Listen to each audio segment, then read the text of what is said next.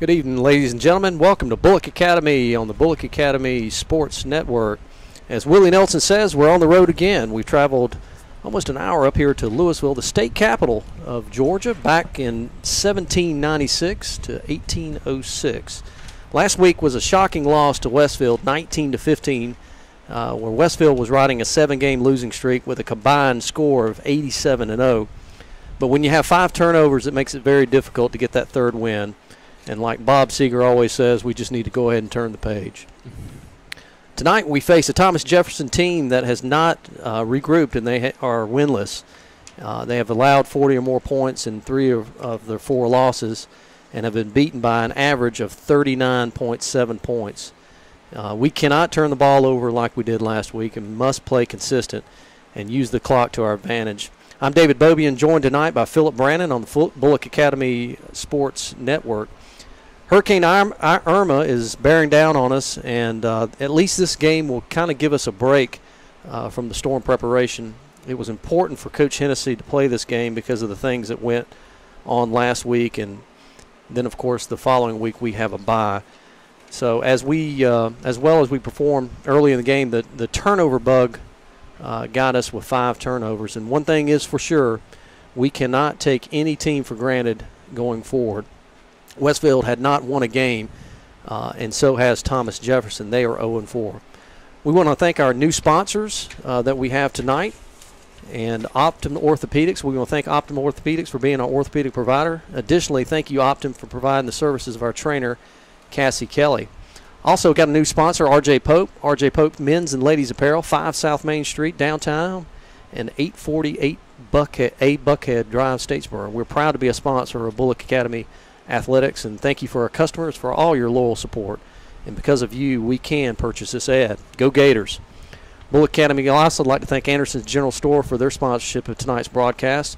At Anderson's in Statesboro, you can find everything. Anderson's has Columbia sportswear, including GSU and UGA game day apparel, the largest selection of boots in Statesboro, and a huge selection of deer and duck hunting supplies ranging from ammo to Yeti coolers to Carhartt clothing to Costa sunglasses and much, much more.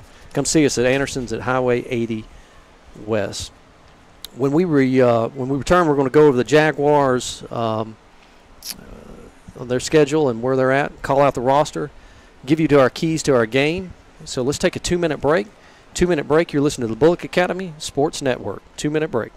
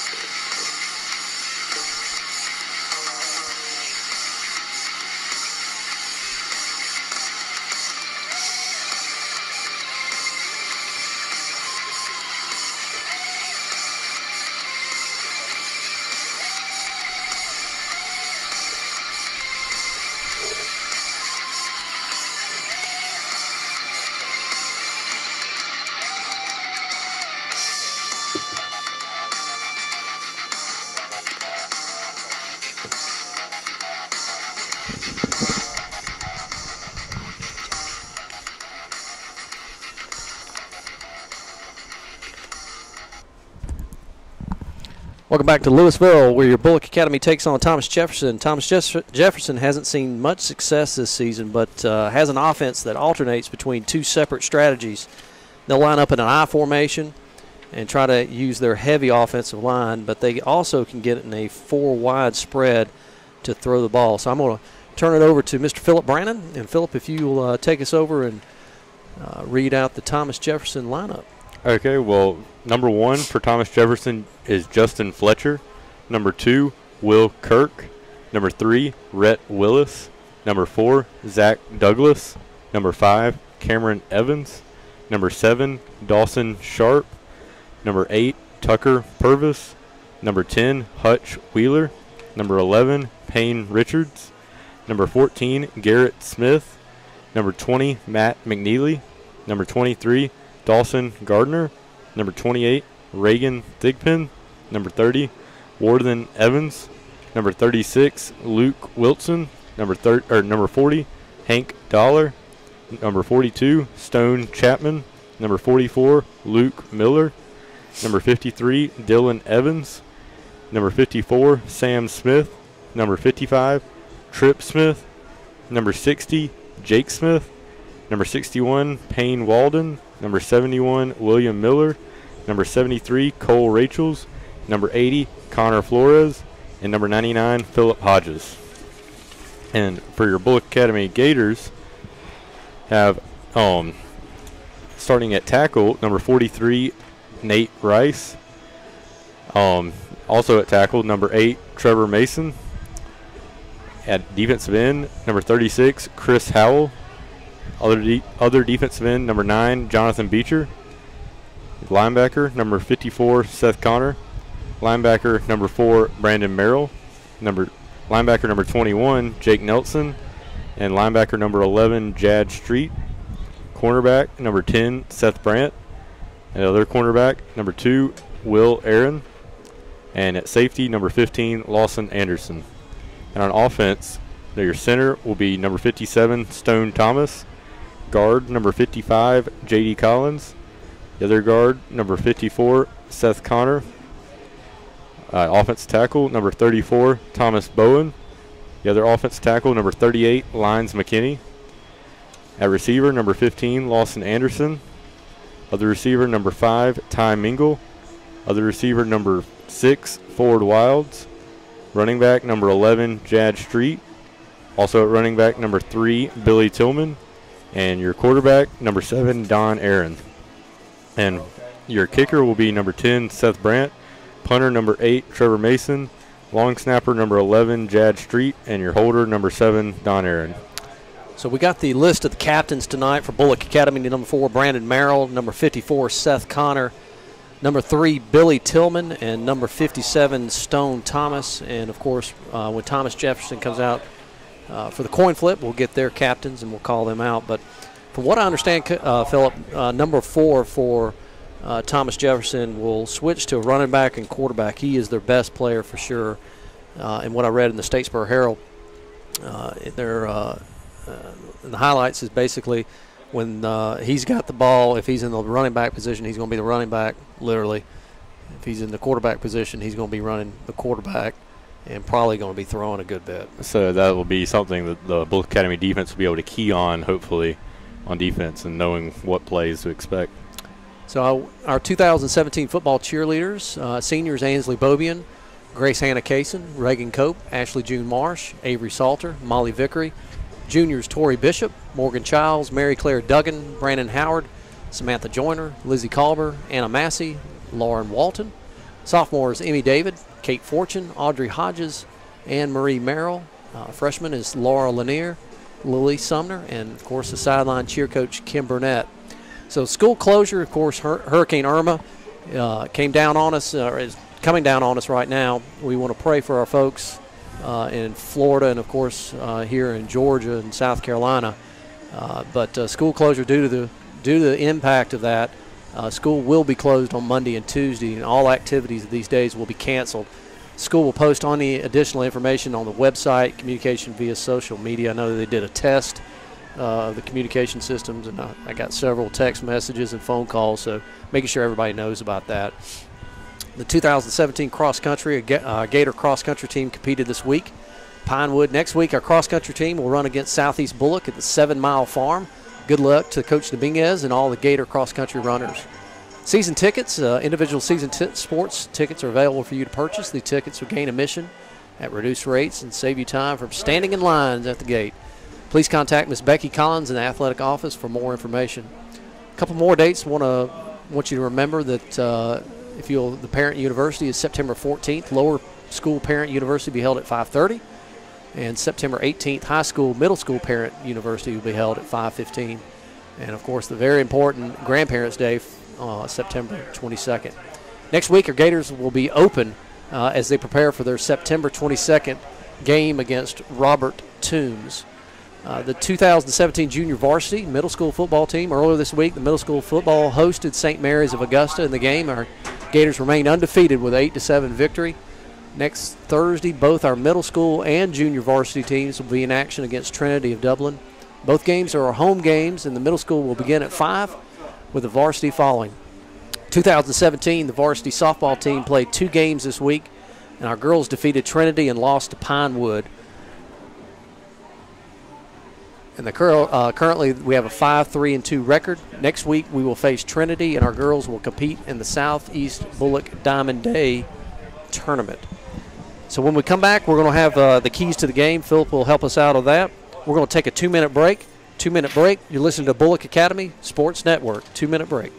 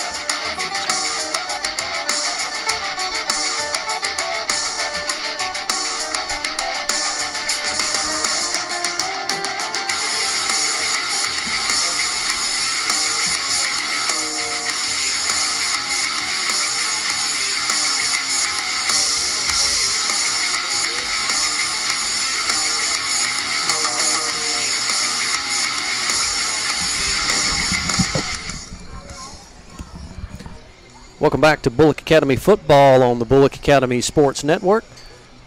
A little earlier, Phillip Brannen caught up with our quarterback, Don Aaron, and got a quick interview with him. So let's go to Phillip.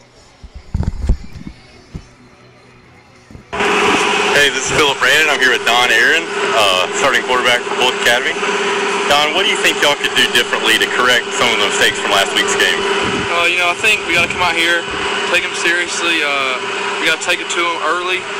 Really, the games we've been winning, we've been having a big play early, and I think that helps us. So, got to do something like that. Will y'all change your style of offense at all, or defense, in preparation for this game? I know we're going to do what we do. We're going to do it to the best of our ability. Okay, well, thank you. And that was Phillip Brannen with quarterback Don Aaron just a few minutes ago. Appreciate you taking care of that. So, Phillip, what do you think the keys to the game is for this evening? I think they'll be similar to last week with you got to control the ball, and that's really what cost them the game last week. Was with 5 turnovers, they still had a chance to win the game. So if you maybe cut that down to 2 or 3, you most likely are leaving Westfield with a win. So I think that'll be important, and then just try to get some explosive plays. Bulloch Academy really has not had that many long plays this year, so maybe against Thomas Jefferson they'll be able to break a big play or two. Well, we're hoping to that, and we hopefully the turnover bug is out of us. When you have 5 turnovers, it's just tough, and nothing good comes out of that. 8 minutes before we kick off, we're here in Louisville, the first capital of the state of Georgia, They literally, well, it wasn't the first one, but they had to move it inland because Georgia was actually growing. I didn't know if you knew that. I did not. So I had to actually read that as well. Some important things this week as well. Of course, the GSU game has been moved to Birmingham because of the storm. Also, we got UGA versus Notre Dame. We'll do a whole rundown of games that are also going to be played. But this is the first time I've ever been here to this stadium. Just a neat little stadium right here, right off US 1. And it's an absolutely gorgeous night, Phillip. Yeah, it's perfect weather, about 70 degrees out here with a nice breeze. So I noticed that the love bug stopped about milling as I was driving in. We've just got the list of the referees and umpires. And go ahead, Phillip. Okay, we got referee Tommy Henson, umpire Norman Dexter, linesman R.J. Isner, line judge Jacques Surency, field judge Marshall Dunn, side judge Columbus Alderman, and ECO Ben Matthews. Well, we want to thank them for joining us tonight. And we're going to be having the prayer here in just a minute, as well as the national anthem. But Georgia's Bulloch Academy is already behind their banner, and Thomas Jefferson is also already ready, about to run out as well. So we want to thank our sponsors again: R.J. Pope Men's and Ladies Apparel, 5 South Main Street, downtown, and 840A Buckhead Drive, Statesboro. We're proud to be a sponsor of Bulloch Academy Athletics, and thanks for our customers for all your loyal support. Because of you, we can purchase this ad. Go Gators. Also would like to thank Optin Orthopedics for being an orthopedic provider. Additionally, thank you to Optin for providing the services of our trainer, Cassie Kelly. Bulloch Academy would like to thank Anderson's General Store for their sponsorship of tonight's broadcast. At Anderson's in Statesboro, you can find everything. Anderson's has Columbia sportswear, including GSU and UGA game day apparel, the largest selection of boots in Statesboro, and a huge selection of deer and duck hunting supplies, ranging from ammo to Yeti coolers to Carhartt clothing to Costa sunglasses and much, much more. Come see us at Anderson's at Highway 80 East. So getting close to kickoff. Let's take a 1 minute break. You're listening to Bulloch Academy on the Bulloch Academy Sports Network. 1 minute break.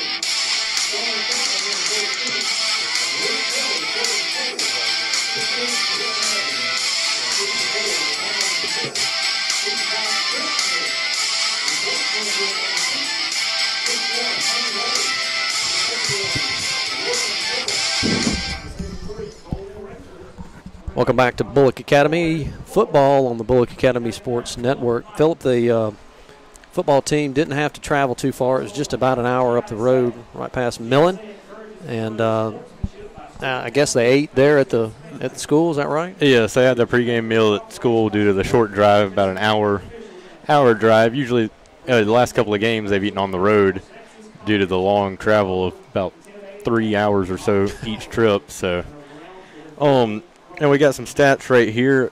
Talking about Bulloch Academy's total average yards per game, 258.5 yards per game, whereas their opponents have 275.5 yards per game.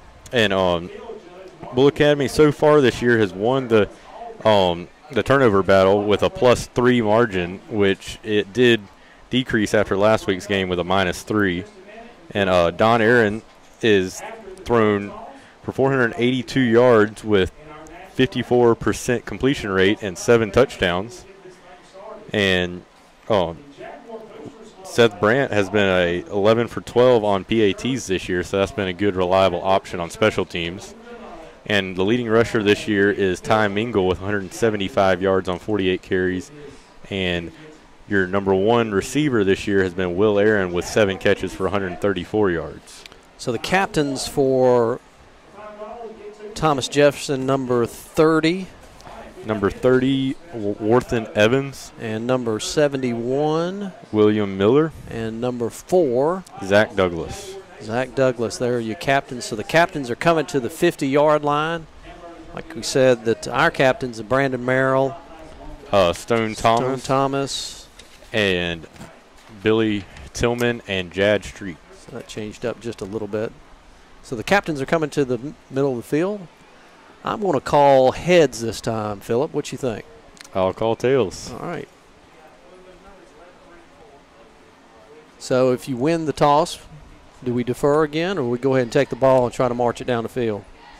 I think you take the ball. You got to correct some of your mistakes on defense, so you want to make a statement with an early score and try to correct any mistakes on your offense. So I know Wednesday at the middle school game there, I was there, they had to practice indoors because of the rain. It's always tough to practice indoors because you just can't get the full effect of real speed and so forth. But also I was talking to Coach Hodges on Wednesday, and he said that they feel a little bit better about wrapping up and getting some full practice and some full contact. You want to try to limit that as much as possible during practice because you don't want to get anybody to get hurt. But when you're out here on the field, that's what you got to do. Yes, and you never want to have just injuries in practice that were preventable, and especially with a smaller size team such as Bulloch Academy, you don't have as much depth. So the coin flip is going up, and let's see what happens here.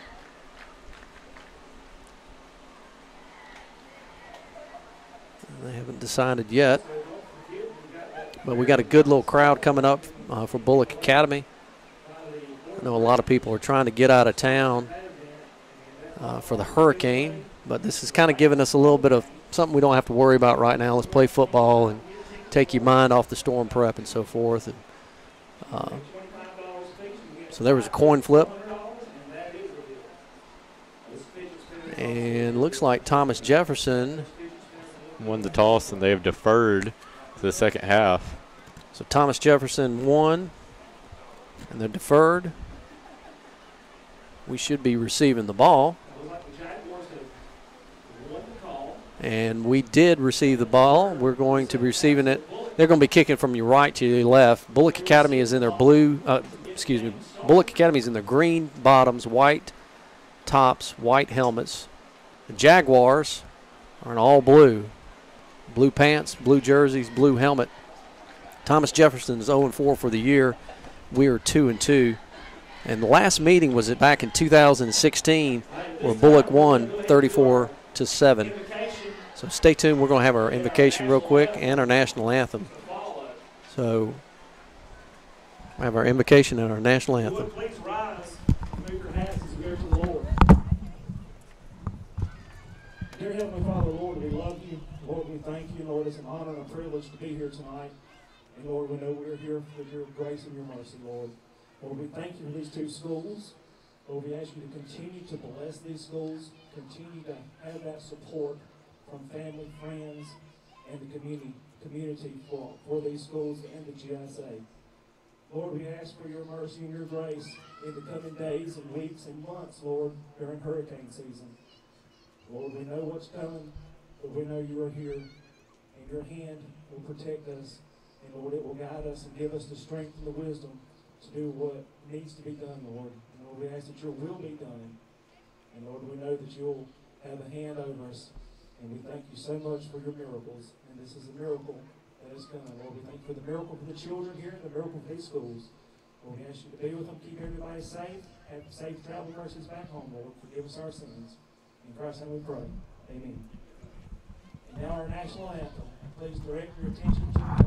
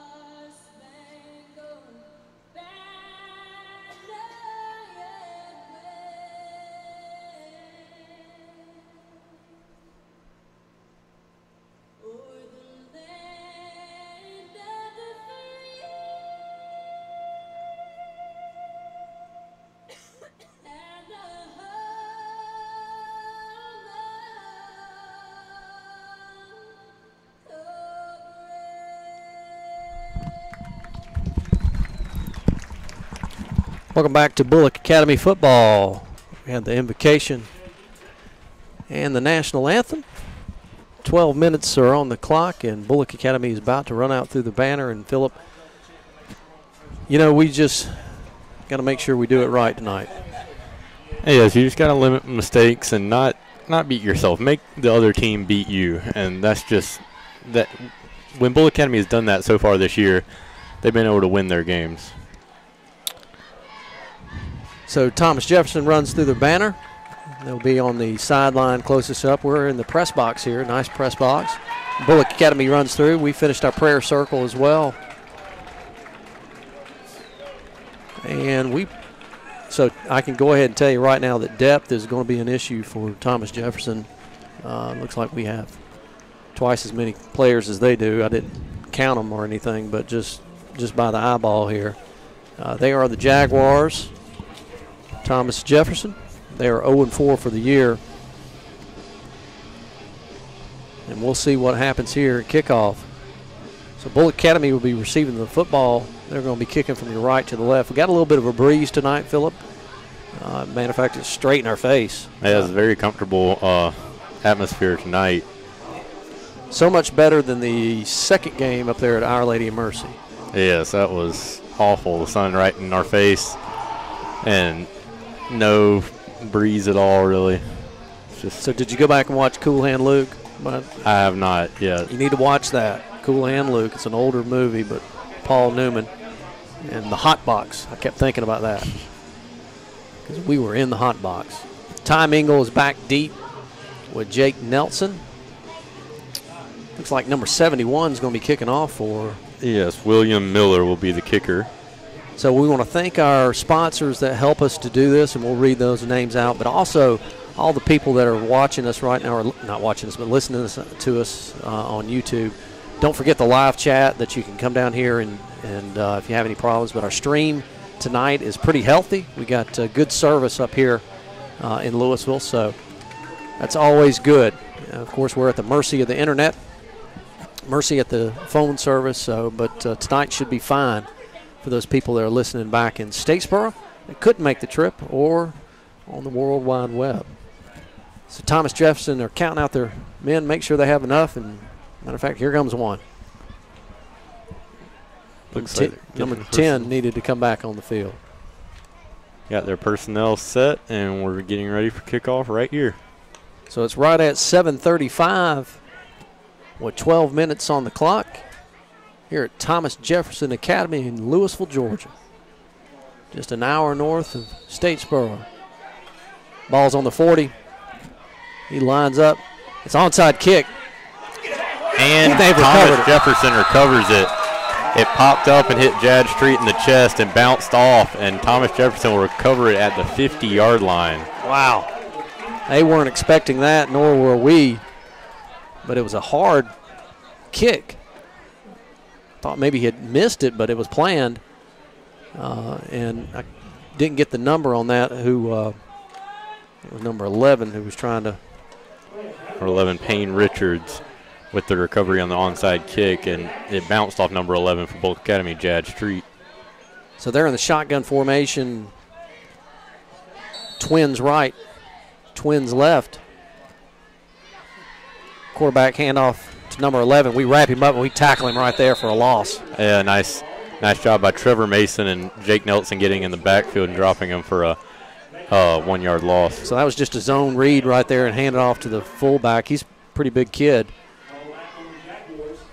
They go back in the huddle, 11 minutes and 35 seconds, so no score here. They had an onside kick early, and they recovered it. Shotgun formation again. Ball snap, fake. He made one guy miss, number 4, the running back, and he gets close to the first down. We had 2 missed tackles there, Phillip. Yeah, Jonathan Beecher had a chance to get him in the backfield, but he was able to juke away from Jonathan Beecher, and now it will be a 3rd and about 2. Third down and about 2.5. Ball's on the 42-yard line of Bulloch Academy. So we can hold them here.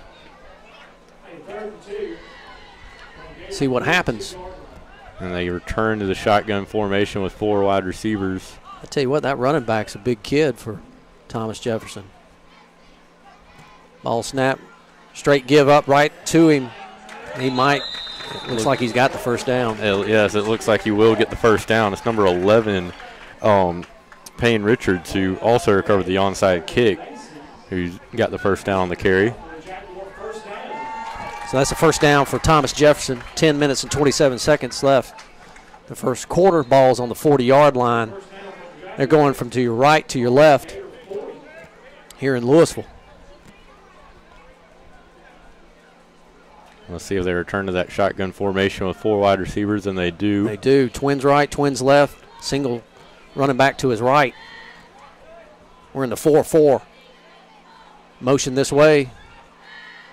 Hand off to that big running back, and he gets about 4 or 5 on that. Nothing fancy. No, it's not. And Seth Connor stopped him right there after a 4-yard gain. So I'll bring up 2nd and 6. Taking a lot of time here, bringing in the plays. That might be their strategy, Phillip. Yeah, it's usually when you are coming in with a talent disadvantage, you have to control the ball and make it a low possession game. 2nd down and 6. Ball's on the 36-yard line. It's like we're firing the linebacker. And we tripped him up. Thank goodness somebody did. Yes, if he wasn't tripped up, it would be a one-on-one with Lawson Anderson at safety, and if Lawson Anderson wasn't able to make the tackle, then that would have been a touchdown. That Payne Richards, he's a junior running back and linebacker, but he's a big kid, good-looking kid. They break the huddle. Be 3rd and 5 right here. Ball's on the 34-yard line. Still in the first quarter here, 8 minutes and 56 seconds. Looks like we're firing the linebackers motion backside. And just a quarterback reverse. He's to the 30, 25, 20, 10, 5. We finally knock him out. At the 7-yard line. Bulloch Academy had been lulled to sleep by that straight handoff multiple times, and then the quarterback kept it on that one and got a gain of about 30 yards on the play. So the ball is placed all the way down to about the 7-yard line. Will be 1st and goal for Thomas Jefferson.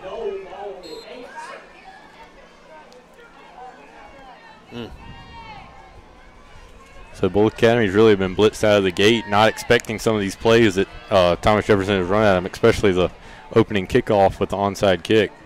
Same formation again. Straight give to number 11. He runs over one of our players, but we make a tackle. As it was Brandon Merrill, he got hit hard, but Brandon Merrill was able to hold on and hold him for no gain. Quarterback Payne Richards, that running back Payne Richards, and the quarterback Zach Douglas. Zach's a senior. He also plays defensive back. Looks like a lot of them are going to be going both ways. Ball's on the 9-yard line. 2nd and goal. Stick with that same shotgun formation. He picks up the throw and touchdown. Throws it for a pass to number 30, Worthen Evans right there. For a touchdown. Just a 9-yard throw with 8 minutes and 3 seconds. The Jaguars lead 6-0 right out of the gate. Yeah, Bulloch Academy really did not look in sync on defense right there, missing a couple of tackles, and they did not know if Thomas Jefferson who was gonna run it and if they were gonna pass it. So number 4, Zach Douglas, will be back to kick the PAT. Ball snap, we block it. So the point after attempt is no good. So your score with 8 minutes and 3 seconds. Thomas Jefferson 6, Bulloch Academy 0 on that onside kick. 30-second break. 30-second break. You're listening to Bulloch Academy Sports Network.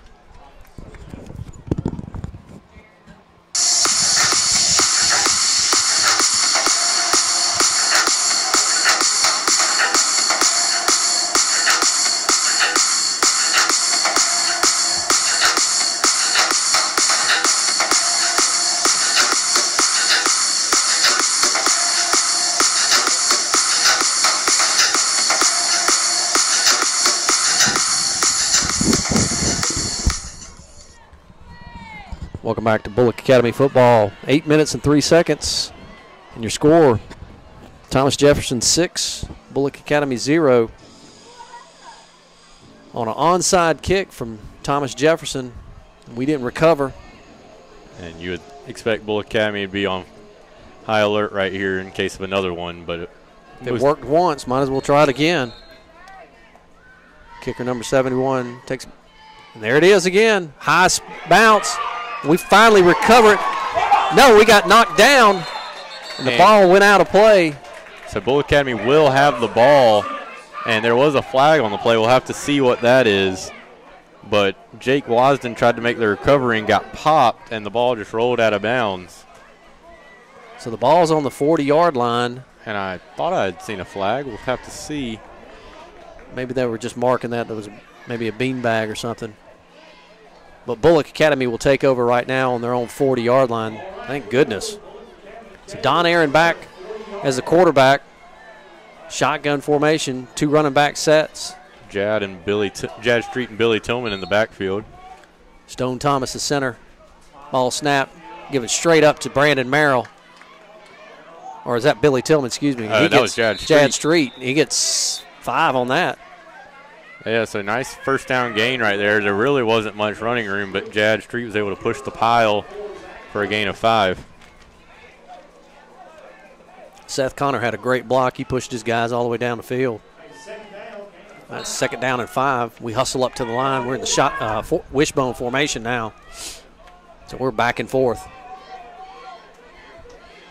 Like Don might be changing the play here.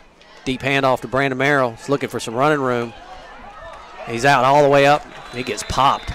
He gets about 3 on that. He was just following his blockers, and he actually was able to bounce it outside, and he had 1 guy to beat, but a nice open field tackle for Thomas Jefferson. Tackle by number 1, Justin Fletcher. Remind me to tell you a story about this kid right here, Justin Fletcher. Okay, I will. That'll bring up 3rd and 3 for the Gators. 6 minutes and 53 seconds, shotgun formation. Trying to get settled here. Billy Tillman will go out to wide receiver now.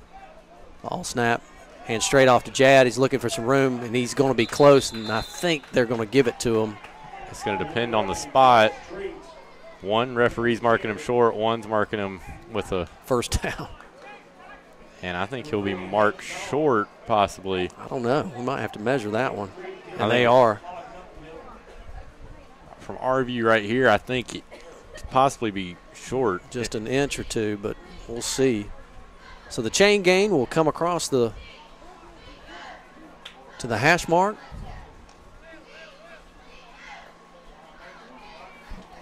And chain gain is not walking too fast. He'll stretch it out. Let's see what happens here. And it will be a first down. From our vantage point, it looked like it was going to be short, but yes, it did. It didn't seem like the chain stretched out long enough, but it's good for Bulloch Academy, and it'll bring up a first down.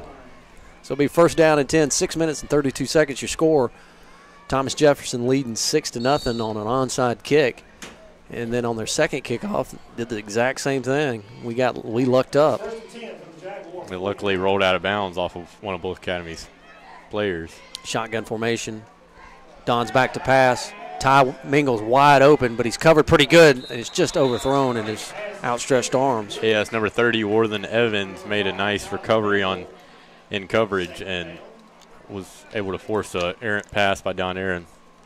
So I bring up 2nd down and 10. So this Thomas Jefferson team has come out on fire. Yes, they've come out with a lot of energy so far, and I think it has surprised Bulloch Academy. 2nd down and 10, shotgun formation. Don hands it straight off to Jad Street. He's got some running room, just ran over number 23, Dawson Gardner. And a nice 9-yard gain right there that'll bring up a 3rd and 1 for the Bulloch Academy offense. Dawson almost just got in his way. He just kind of tripped up Jad by falling down. So 3rd down and 1. Let's run that play again, Coach. And we draw them off sides. So that'll give Bulloch Academy a automatic first down. So the ball's on the 40-yard line right now, but offsides on Thomas Jefferson. And that'll bring up a 1st and 10 from the Thomas Jefferson 35-yard line. 5 minutes and 15 seconds. Bulloch Academy's going from your left to your right. We're in a green bottoms, white top, white helmets. Thomas Jefferson, and they're all royal blue. Pants, tops, and helmets. Shotgun formation. Ty Mingles out to his left. Hand off to Billy Tillman. Tillman. He's looking for some running room. And he gets a good run there all the way down to the 25-yard line. Yeah, it looks like he'll pick up a first down or be within inches of the first down on the carry. They might have to measure that. Looks like it'll be 2nd and inches right now. 2nd is short. We hustle up to the line, 4 minutes and 45 seconds. Thomas Jefferson leading 6-0 early in the ball game on an onside kick. Ball snap. Give number 3. He's looking for some running room. Bounces outside. Get a good block from Jake Nelson. It's all the way down to about the 20-yard line. Yeah, it's a nice run right there by Billy Tillman. He really didn't have much blocking on that play, but he was able to dodge a couple of tackles and gain 5 yards out of it. That was a good block by Billy. He didn't have a lot of running room, but made something out of it. So 1st and 10 from the Thomas Jefferson 20-yard line. We are in the shotgun formation. They're in their 4-4, looks like. We had to give it off to Ty Mingle in the backfield, and he gets wrapped up by big number 73, Cole Rachels. Yes, Ty Mingle, who had started the game at wide receiver, came in at running back on that play, and there was number 73, Cole Rachels, got in the backfield and tackled him for a yard loss. Cole Rachels looks like he's in the linebacker position. Looks like it. And he looked big enough to be on the defensive line, but he wasn't. Shotgun formation. Twins right. And we hand it off again to a big pop right there. And about a 2-yard gain right there, so that'll bring up a 3rd and 9 for Bulloch Academy. Payne Richards on the tackle. Tell you what, this Thomas Jefferson team is ready. They're making some hits. There really hasn't been many running lanes open for Bulloch Academy so far on this drive. It's just been some tough running, that breaking a couple of tackles and just pushing the pile that's really gotten them their yards. 3 minutes and 6 seconds left in the first quarter. Your score, Thomas Jefferson 6, Bulloch Academy 0. 3rd and 9. We're looking back to pass. Oh, and we missed Ty Mingle. A little bit behind him, and that'll bring up a 4th and 9 for Bulloch Academy. And we're going to see if they will go for it. It looks like the offense is going to stay on the field. Maybe trying to draw them off sides and get a cheap 5 yards, Phillip? If they do that, they still will not get them the first down, but it could improve their field goal chances or influence them to go for it. So we're going for it. 4th down and 9. Ball's on the 20-yard line. 4 wide receivers with Jad Street in the backfield. Shotgun. Don's back to pass, looking, surveying. He scrambles out to the left. Can he run it? And he gets tackled out of bounds right there, and that's going to be a turnover. Only about 4 yards right there. He needed 10, and that'll be 1st and goal, or 1st and 10 for Thomas Jefferson now from their own 16-yard line after that turnover on downs. So they'll take over on downs. The Jaguars.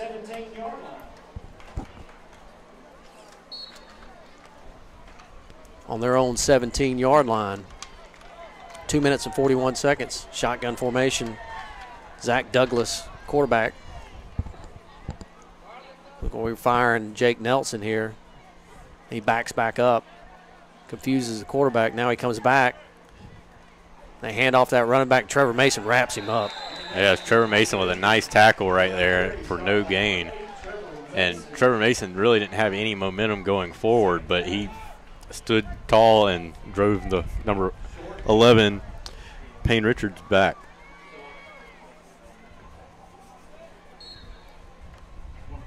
Number 71, William Miller, brings in the play from coach. We don't have their information yet, but we'll try to get that. Shotgun formation for Thomas Jefferson. Payne Richards to his right, running back. Looks like we're bringing the linebackers. Got motion coming far side. Handoff again to Payne Richards, and Nate Rice with a nice tackle right there, and a gain of about 1 or 2 on the play. So that's going to bring up 3rd down at about 7. Minute 42 left in the first quarter. Your score is 6-0, Thomas Jefferson. Right here in the first quarter. The clock's ticking under a minute and a half, and Bulloch Academy's really been kind of blitzed by Thomas Jefferson and their style of play so far.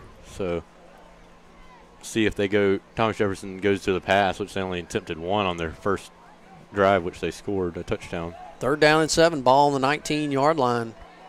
Thomas Jefferson going from your right to your left. Motion coming back this way. Quarterback back to throw. Deep throw to number 1, and Seth Brannen. Oh, and he knocks it away. I thought Seth had it. Yes, that was a nice play by Seth Brannen. It looks like the throw was a little bit behind the receiver, and Seth Brannen going up against a tall wide receiver and number 1, Justin Fletcher. Seth Brannen, one of the few guys that can compete with his height, and Seth Brannen won the jump ball and batted it down. So there in the punt formation, number 4, Zach Douglas. Looks like we're going to be calling his name a lot here, Phillip.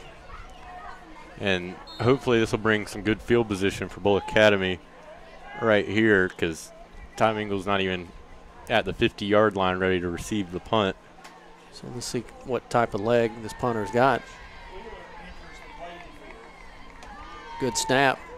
And a high wobbly kick, and it's going to be bounced on the 45, and that's where looks like they'll mark it at the 48-yard line. So Bulloch Academy will take over on their own on Thomas Jefferson's 48-yard line with 53 seconds. The ball hit on the 45-yard line, and they determined it went out on the 48. So we come up to the line, the shotgun formation again. It's a good field position for Bulloch Academy right here, and waiting for the signal. Now they're getting set. 3 wide receivers, 2 running backs in the backfield. Don Aaron hands it off to Billy Tillman. He's got some running room to the 30, to the 25, 20, cuts back against the grain and gets tackled right there at the 15-yard line. So great run by Billy Tillman. Yes, he was able to break an arm tackle or 2 and just used his speed to gain about 25 or 30 on the play. And that gets them all the way to the Thomas Jefferson 16-yard line. So a nice play on the first play of the drive right there. 45 seconds left in the first quarter. Your score is Thomas Jefferson 6, Bulloch Academy 0. We're in the wishbone formation. They're changing up their defense. Deep handoff to Billy Tillman again. Billy gets all the way to about right at the 9-yard line. Yeah, it's a nice carry right there. Billy's run the ball really strong so far tonight, and when he's been hit, he's still driven for a couple extra yards, which has been important.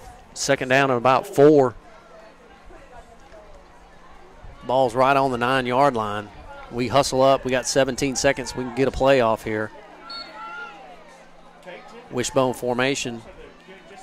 Hand off to Jad Street. He's winding, moving. He's going to be close to the first down, and they'll stop the clock there with 4 seconds. And that'll be the last play of the quarter right there as they move the chains. And field will flip. So it looks like we're going to go ahead. I don't know. They're going to wind the clock. They're going to try to wind the clock.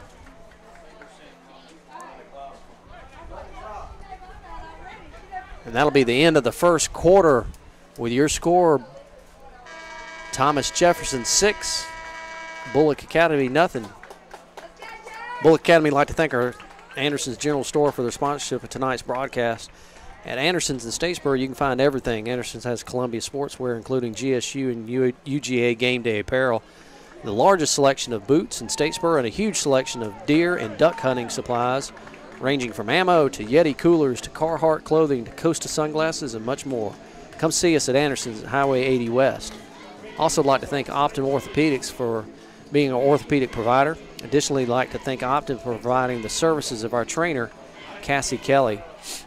R.J. Pope Men's and Ladies Apparel, 5 South Main Street, downtown on the Blue Mile, and 840A Buckhead Drive, Statesboro. We're proud to be a sponsor of Bulloch Academy Athletics, and thanks to all of our customers for your loyal support. Because of you, we can purchase this ad. Go Gators. I'd like to thank Ronnie Pope, Mark Glover, Mike Anderson, of course, Don Aaron with Optum Orthopedics for being our sponsors here on the Bulloch Academy Sports Network. So, Phillip, it's been kind of a strange first quarter. Yes. 2 onside kicks, been back-to-back, but we've been moving the ball. We just hadn't got it in the end zone yet. It's really been a quick first quarter, too, with both teams running the ball a lot. And Bulloch Academy has first and goal from the 4-yard line right here. Handoff to Jad Street right there. He's going to be close. Looks like he'll be marked at the 1-yard line. Yep. So I bring up 2nd and goal. There again, we want to thank the folks listening to us on YouTube. And don't forget, you can go on the live chat. And also, if you got our cell phones and you want to shout out, give us a text. Be a handoff to Billy Tillman there. And he will be marked down about the half-yard line right there.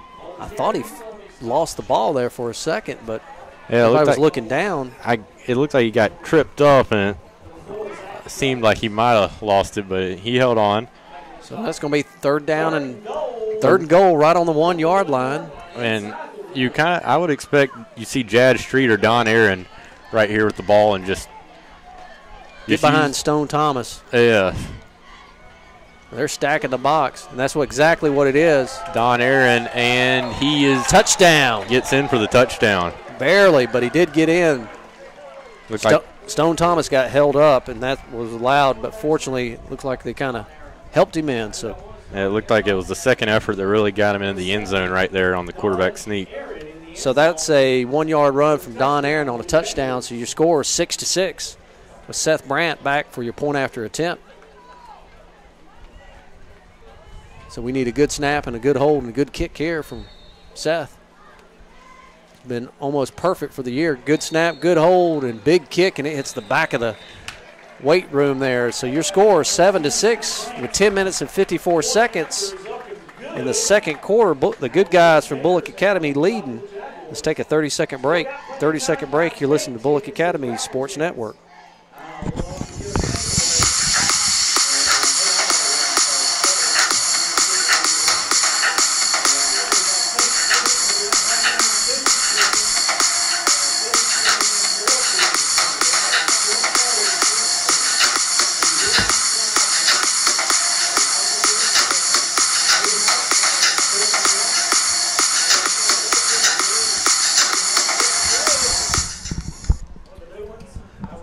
Welcome back to Bulloch Academy football on the Bulloch Academy Sports Network. 10 minutes and 54 seconds here in the second quarter. Your score, Bulloch Academy leading 7-6.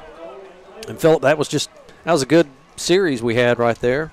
Yes, Bulloch Academy just used pure strength right there, and I think every single play was just a run up the middle or nothing really to the outside, mostly in between the tackles.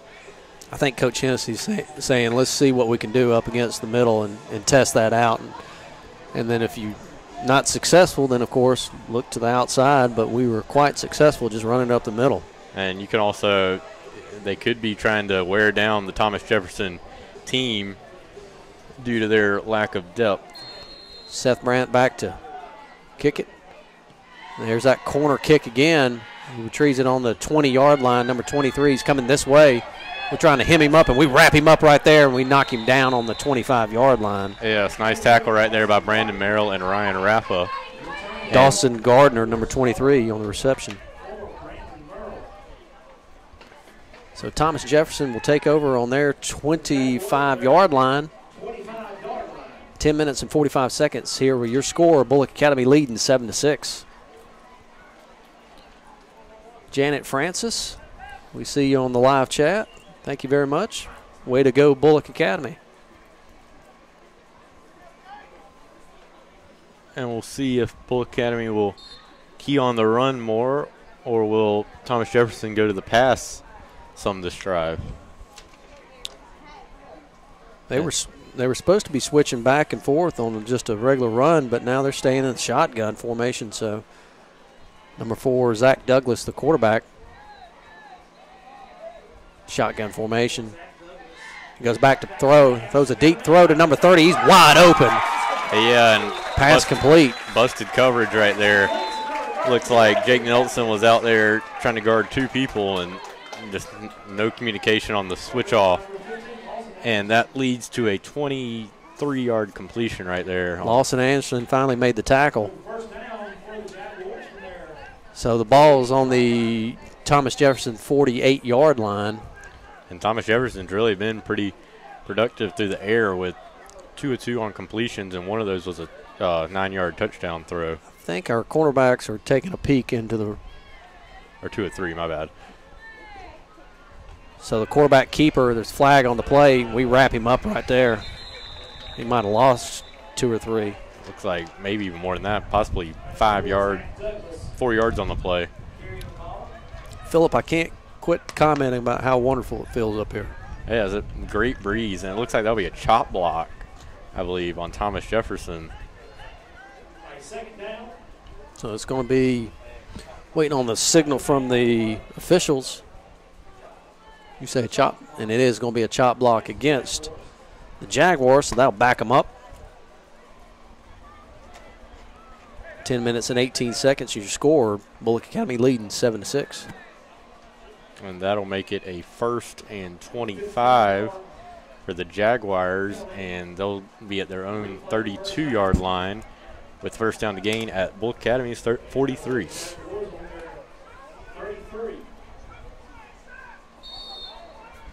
So Thomas Jefferson comes up to the line. Shotgun formation. Twins right. Lone setback. Long count. Drops He's back to throw. half. He lobs one up to number 3, and he drops it right there. Yes, and that was the exact same play they completed the first pass of the drive on. Just kind of a wheel route with the receiver, and again, there was a busted coverage. Just it was on the opposite side this time. Seth Brandt made a good tackle on the kid. Really buried him Yes. after he dropped the ball. So that might make him think twice about catching the ball next time. But you want to see those coverage mistakes cleaned up on the next attempt at a pass. They got a big offensive line, Phillip. Looking at that number 61, Payne Walden on the tackle. Ball's handed off to that big number 11 again. Payne Richards. He gets about 4 or 5 on that. Yeah, it looks like Seth Connor on the tackle right there. Brandon Merrill. So that'll bring up a about 3rd and 21 right here. 3rd down and long. They got to get to all the way to the 43-yard line. 43-yard line of Bulloch Academy. The ball is on their own 36. 36.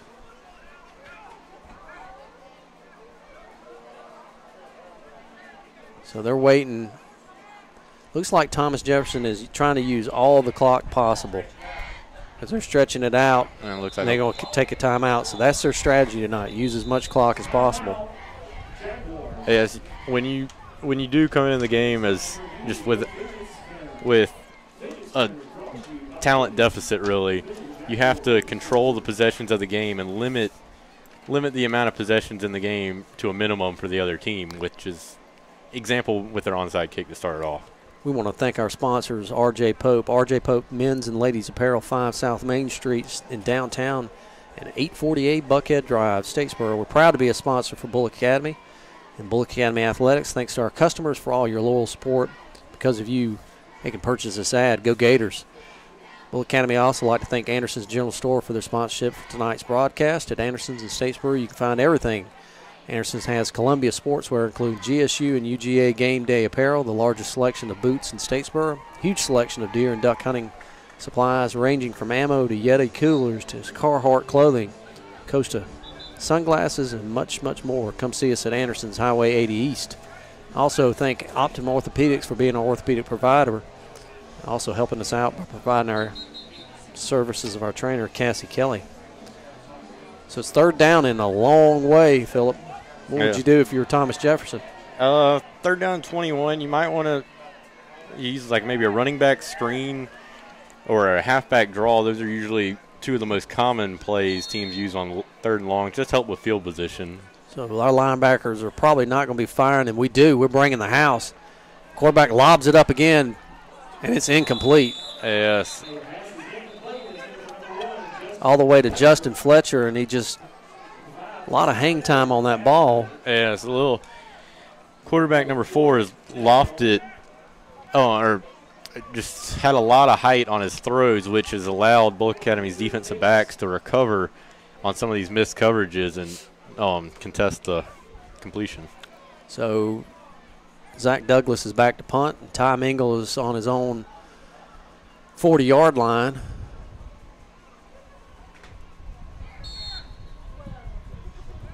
They swing 2 out. We cover properly, and it's a good kick. Long punt right here. And Ty lets it go, but it bounces sideways. Kind of get a favorable kick for us. We'll take over on the 20. Yeah, it's a nice nice punt right there for Thomas Jefferson. Yes, Zach Douglas. 44-yard punt right there. I was trying to calculate in my head real quick, but a 44-yard punt from Zach Douglas. So Bulloch Academy will take over on their own 20-yard line. 9 minutes and 7 seconds in the second quarter. So next week our Gators will be open as they prepare for their September 22nd game against Robert Toombs. So no game next week.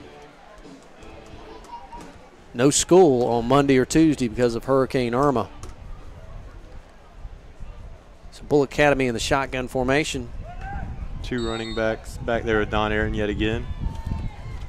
And we hand it straight off Chad Street. He's got some running room and makes 2 guys punish number 1 and number 30, Northern Evans, and he gets a first down and then some. Yeah, nice 16-yard gain on the first run of the drive for Jad Street.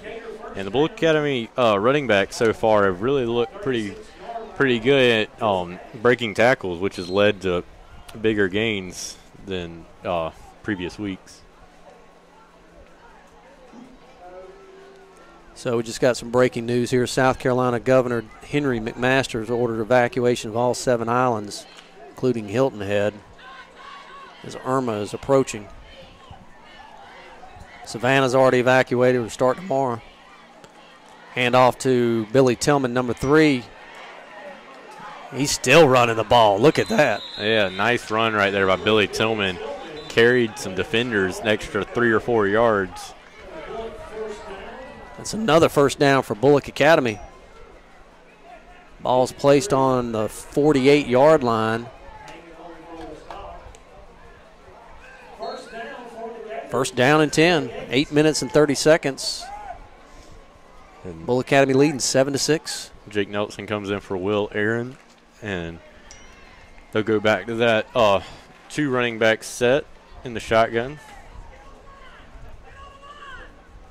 Lawson Anderson gets on the line there. Don Aaron keeps it. He's all the way to the 40-yard line, 35, 30, 25, 20, 15, 10. He gets wrestled down. They might be a horse collar right there. It was. The flag is thrown. And nice run right there by Don Aaron on the quarterback keeper. And Thomas Jefferson has a player hurt at the 50-yard line. So a big run from Don Aaron. Close to 50 yards right there. Yeah, about 45 yards, and then there's a horse collar, which it won't be very many yards enforced on it. Personal foul, horse collar on Thomas Jefferson. And that'll just basically put them at the 1-yard line, and number 73 for Cole Rachels. A little shaken up. Cassie comes over there to lend a hand. on the training side. And a nice run right there by Don Aaron. And number 4, Zach Douglas was barely able to bring him down before he scored. Ball be placed on the 2-yard line is what it looks like after the penalty. Not much of a penalty, but not much for a personal foul, but just half the distance to the goal. We hustle up to the line.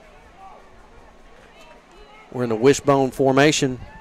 They're bringing everybody in the box. We hand it off to Brandon Merrill, and he gets in there, touchdown. Yes, nice run by Brandon Merrill. He bounces off the defender and falls in the end zone.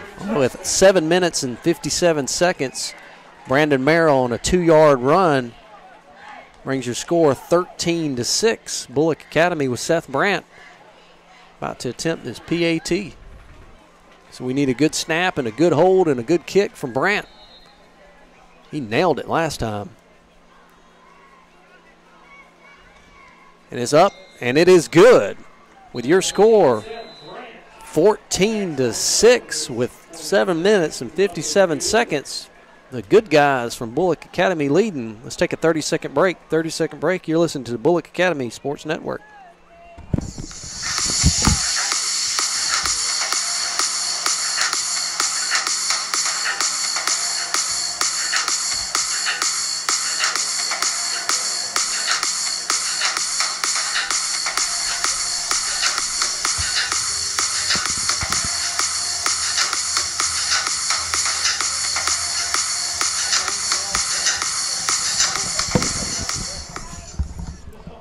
Welcome back to Bulloch Academy football, where your score was 7 minutes and 57 seconds.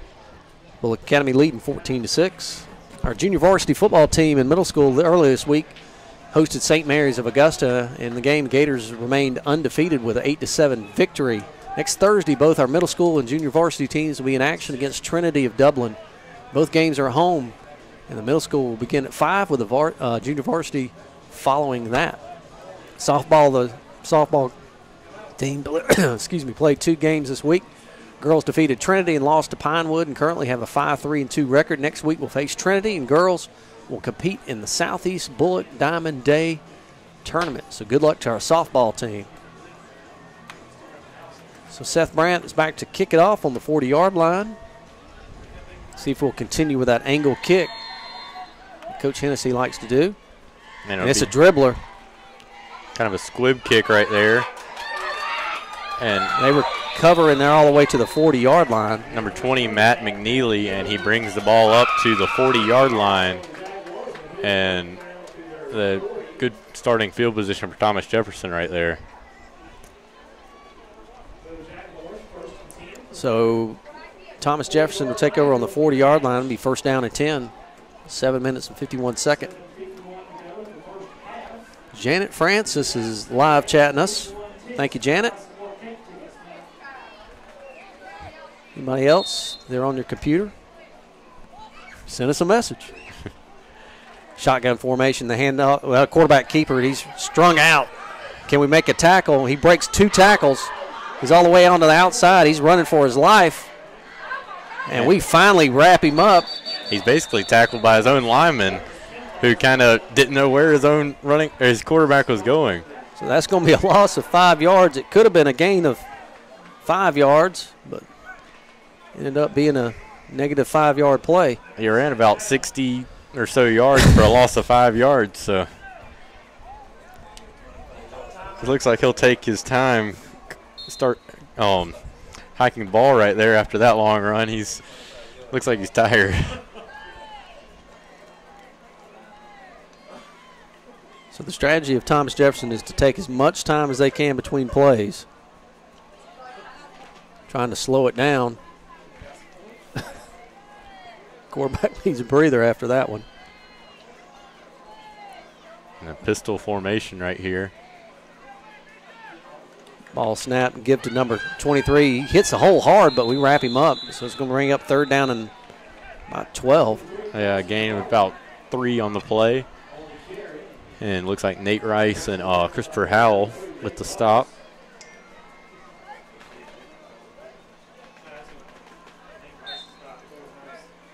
So 3rd down and about 12 with 6 minutes and 22 seconds. We'll We got a whistle on the play. Looks like officials timeout maybe, or what? Looks like Trevor Mason's going to have to come off. Did his helmet come off or something? Or? We'll have to see. He's got his helmet on. Maybe that equipment problem? Possibly. I think maybe his helmet, and we'll have to see. Trevor broke a shoe a couple weeks ago. You remember that? Yes, I do. Wonder what happened this time.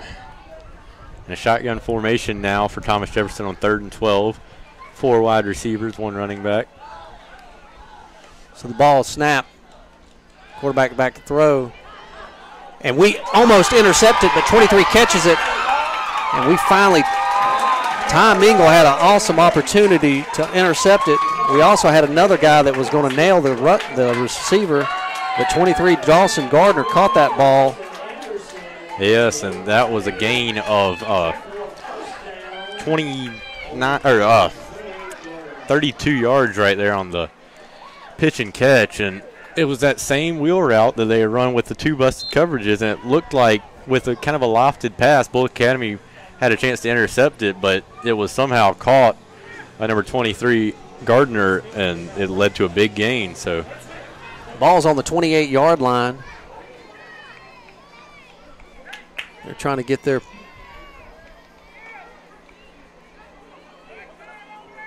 people in line. Trips left. Quarterback's under center. Hands it off to number 23. We wrap him up right there. And yeah, Nate Rice yet again, and Brandon Merrill with the tackle on a gain of about 2 yards, 3 yards maybe. Number 53, Dylan Evans, has to come out of the game. Looks like he's holding his leg just a little bit. So the ball's on the 25-yard line. 5 minutes and 2 seconds left in the second quarter. Bulloch Academy leading 14-6.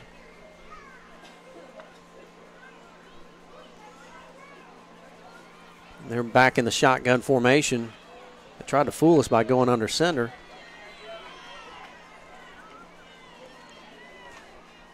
The ball snap. Fake pass. Oh, and we almost intercepted.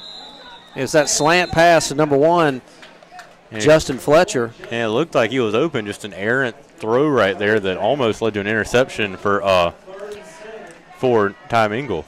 Ty probably should have had that. He's fussing at himself right now.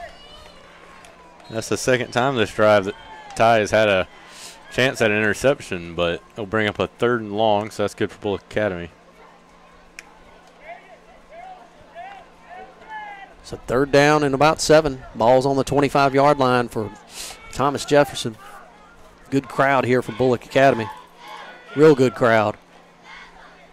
Traveled an hour away. Under center. Bootleg. He's got some pressure. Long throw pass.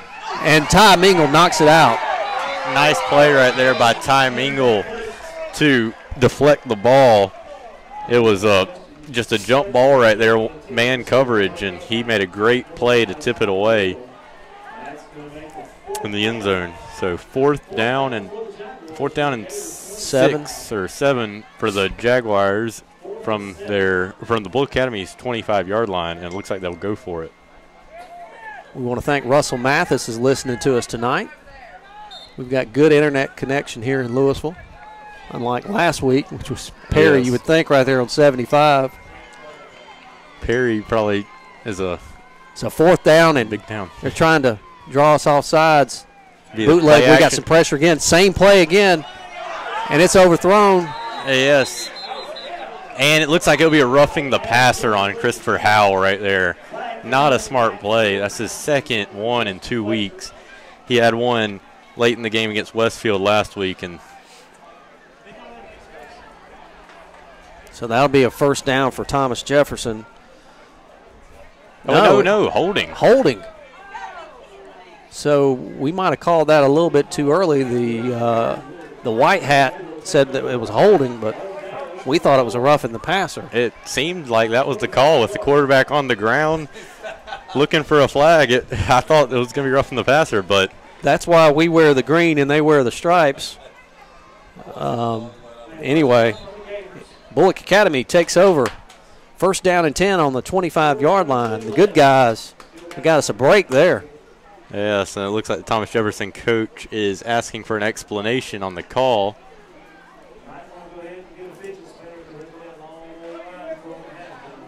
So with that, we thought we roughed the passer up here, but we were overruled by the officials.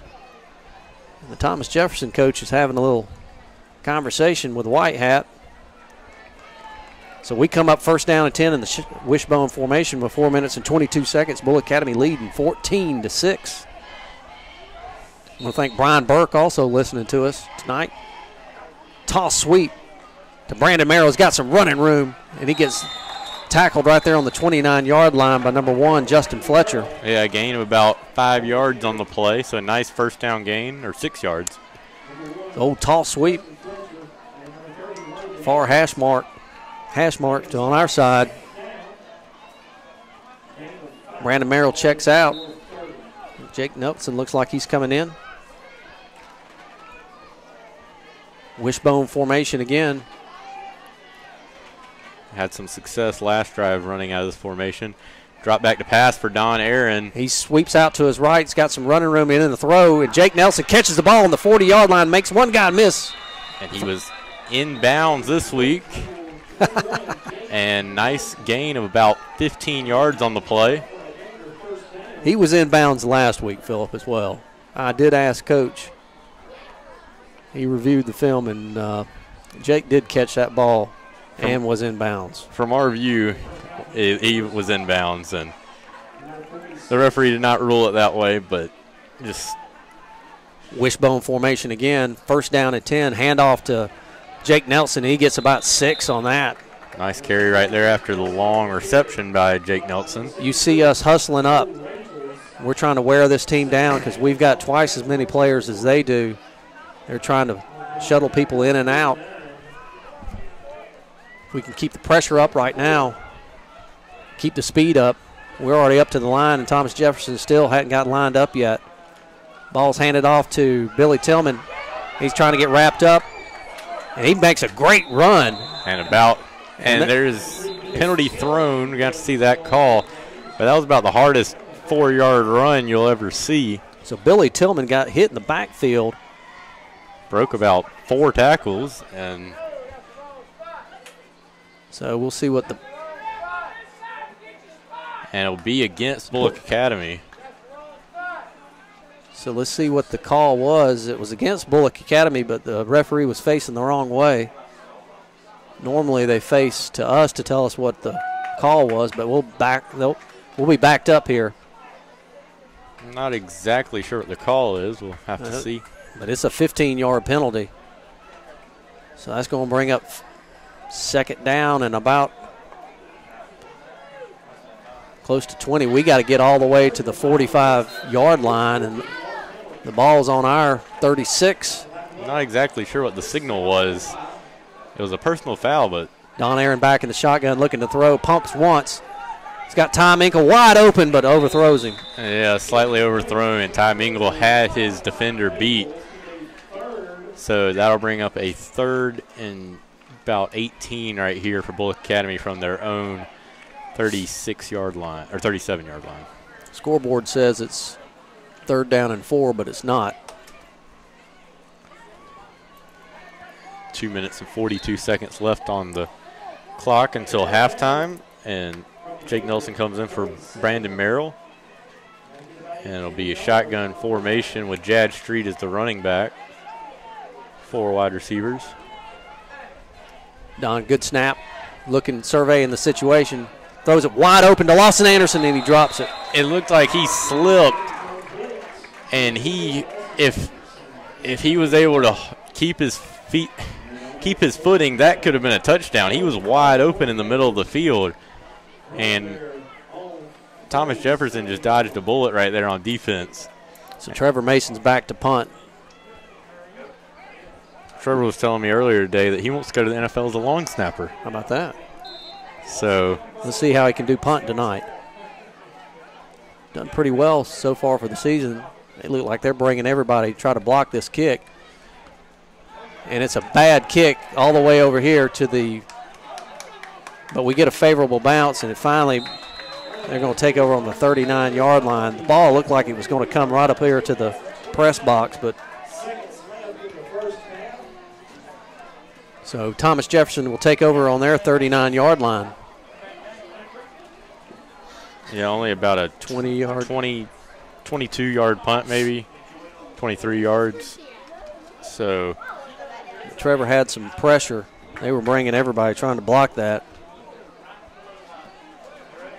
Thomas Jefferson comes up to the line in the shotgun formation with 2 minutes and 27 seconds. Bulloch Academy leading 14-6 here in Louisville. Shotgun formation. Ball's back. He's back to pass. And we wrap him up and throw him out of bounds. And yeah, Trevor Mason and Jonathan Beecher. Jonathan Beecher had the tackle, and Trevor Mason looked like a running back, tried to block for his quarterback, and Trevor Mason just threw him out of the way and helped Jonathan Beecher bring him down. Trevor ran over the blocker.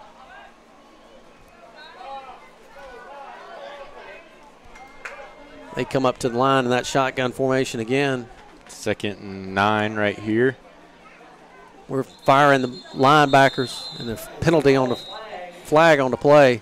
And it would be offsides on the play. I'm not exactly sure. I mean, it was offsides. I'm wondering if Bulloch Academy player made contact with the offensive player. We fired a linebacker. Did he go too early? Must have, and that'll be a 5-yard penalty and bring up a 2nd and 4 for Thomas Jefferson. 2nd down and 4 or 5. Balls on the 45-yard line. Thomas Jefferson. Shotgun formation again. Big number 11, Payne Richards to his right. We bring in the line again. There's another penalty. Another penalty from behind the defense, and it'll be a false start. So 2 penalties basically cancel each other out, and it'll be 2nd and 9 yet again for Thomas Jefferson. So false start against them. So season tickets, folks, if you hadn't bought your season sport tickets, they're available to you for purchase. These tickets will gain admission at the reduced rates and save you time from standing in the lines at a home game. Please contact Miss Becky Collins, the athletic office, for more information. Miss Becky does an outstanding job for the school. September 22nd is Grandparents' Day, followed by the Fall Festival. And, of course, school will be out Monday and Tuesday because of Hurricane Irma. It's bearing down on the coast. 1 minute and 36 seconds left. The clock's ticking.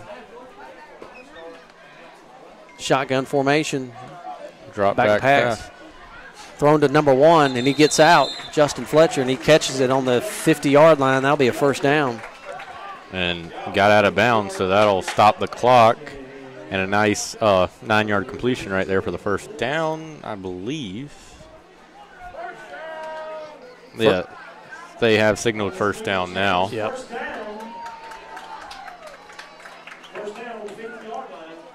So the line judge threw it to the umpire, and he didn't catch the ball. If you saw that. I did not catch that. And now 4 wide receivers yet again, shotgun formation. 1 minute, 26 seconds. Bulloch Academy leading 14-6. Quarterback rolls out this way, looking for some running room. We wrap him up right there. And I think Bulloch Academy caught a break right there. Ty Mingle hit him early. And no call on the play, so fortunate for Bulloch Academy, and that'll bring up 2nd and 10. They went back to Justin Fletcher on that curl route 10 yards down the field, and Ty Mingle hit him. Looks like right before the ball got there, but I think he was right when the ball arrived. That was a good call from the. It'll differ from different fan bases. We got one right there, folks. Shotgun formation again, twins right and left. Fake the pass. Trevor Mason gets some pressure on him. He lobs it up, And can Tom Ingle make a catch? No, he does not. And that'll bring up a 3rd and 10 now for Thomas Jefferson. They keep on targeting Justin Fletcher. Yes, Tom Ingle in coverage and going to number 1, Justin Fletcher. Fletcher looks like their number 1 receiver for sure. And I was told Seth Brandt would be following him around most of the night in coverage, but on this drive so far, it's been Tom Ingle covering him in man coverage. So 3rd down and 10. Ball's on the 50-yard line. With a minute and 13 seconds left. Shotgun formation, 3rd and 10. Trips left. Lone setback. Ball snap. He rolls out to his left. Intercepted by Jake Nelson. And he's got the ball. He's all the way to the 40. To the 40-yard line. He gets wrapped up. And Bulloch Academy will take over on Thomas Jefferson's 40-yard line.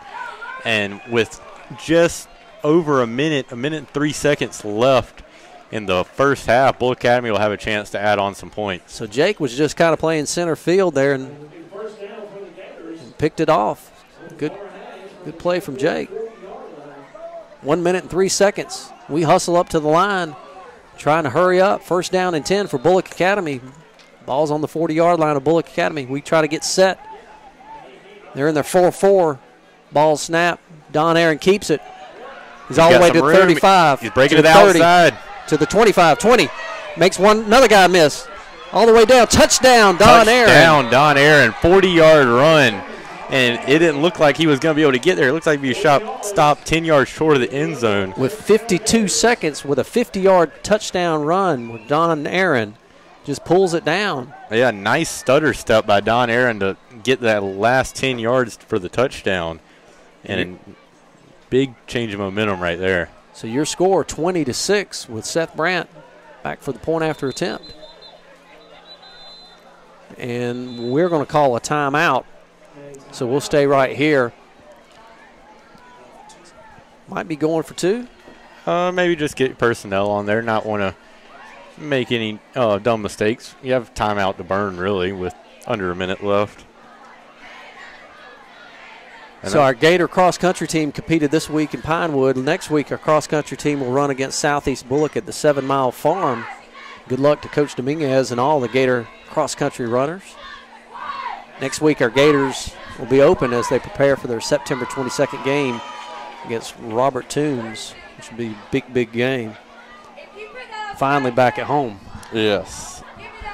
We've been on the road a lot. 3 straight weeks and then a bye week. So we'll have our first home game in 4 weeks. So it looks like we're going to go. No, we are going to kick it. So Seth is lining up. So we got 2 timeouts. They got 2 timeouts left with 52 seconds left. Good snap, good hold, and Don Aaron. It will be a fake and thrown to Lawson Anderson for the 2-point conversion. It was a fake. So your score, 22. Jaguars, the 6. The good guys from Bulloch Academy leading. How about that, Phillip? That was a surprise right there. Thomas Jefferson started this half with a very aggressive play call on special teams, and Bulloch Academy used a trick right there on the fake field goal. We answered it back. Yes. We want to thank Optimal Orthopedics for being an orthopedics provider, and especially thank them for providing our services, our trainer, Cassie Kelly. R.J. Pope Men's and Ladies Apparel, 5 South Main Street, downtown, and 840A Buckhead Drive, Statesboro. We're proud to be our sponsor of Bulloch Academy Athletics. Thanks to all of our customers for your loyal support. Because of you, they can purchase this ad. Go Gators. Bulloch Academy would like to thank Anderson's General Store for their sponsorship for tonight's broadcast. At Anderson's in Statesboro, you can find everything. Anderson's has Columbia Sportswear, including GSU and UGA game day apparel, the largest selection of boots in Statesboro, and a huge selection of deer and hunting supplies ranging from ammo to Yeti coolers to Carhartt clothing to Costa sunglasses. Big kick from Brandt. Seth, and they're going to recover right there on their 8-yard line where number 30 gets the ball and runs into one of his guys and trips him up, and he gets all the way to about the 22-yard line. Yeah, it was a nice or 26 actually. Nice return right there, and he fielded it on his own about 5-yard line with no momentum going forward. But a nice return to get all the way out to the 26 of Thomas Jefferson. So that's where Thomas Jefferson will take over with 40 seconds left. Your score, 22. The good guys from Bulloch Academy leading over Thomas Jefferson, 6. And I would expect just kind of conservative play calling for the half, but you never know. I think they're going to air it out to number 1 again. What you think? Possibility right here, and there'll be shotgun formation yet again. Trips right. Ball snap and quarterback keeper. Quarterback draw. He's got some running room. And we wrap him up, and he gets about maybe 4 or 5 on that. Gained about 5 yards on the play, and clock will be ticking under 20 seconds, and wonder if they'll even run another play.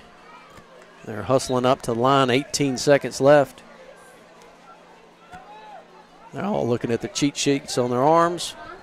See what play, 10, 9, 8, 7. The ball snap. Drop back to pass. Big throw to number 1, and we wrap him up right there, and it's going to be incomplete. And that's the end of the half with your score. Bulloch Academy leading 22 to Thomas Jefferson 6. So let's take a 2-minute break. 2-minute break. You're listening to Bulloch Academy Radio Network. 2-minute break.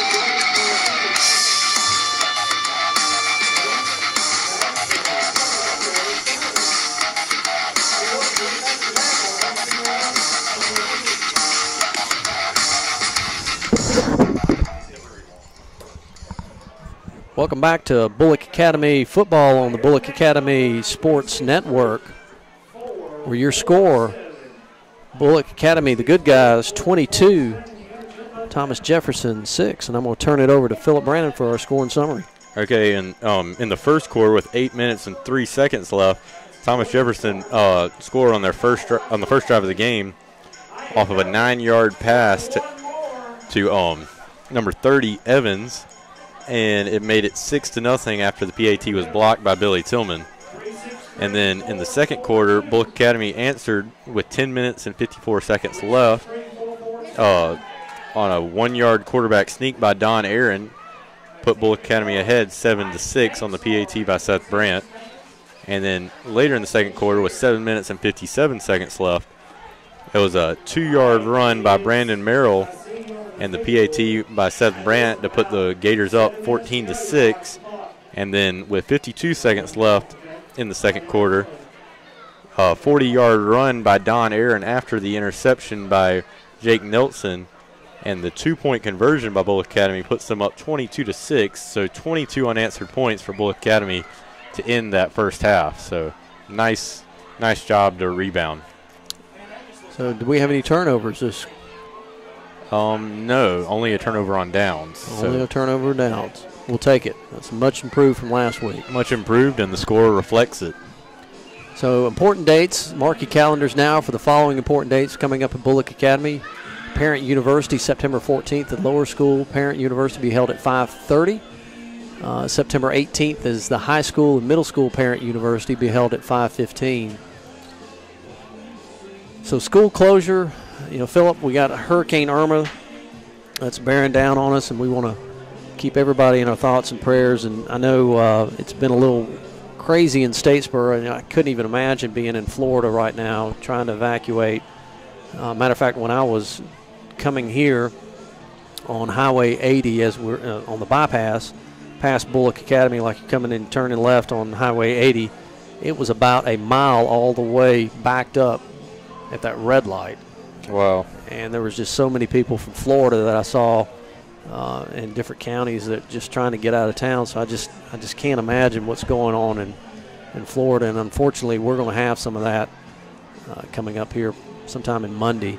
Yeah, I saw a video, and it looked like South Florida, where just some of the winds already, even before the storm has really gotten there, there was a skyscraper, and the chairs on top of it were just flying off into the road. Well, I know everybody is making the preparations.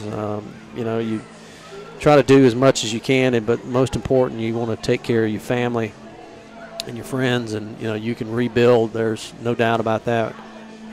Just can't. You got to make sure you're safe. That's the most important thing.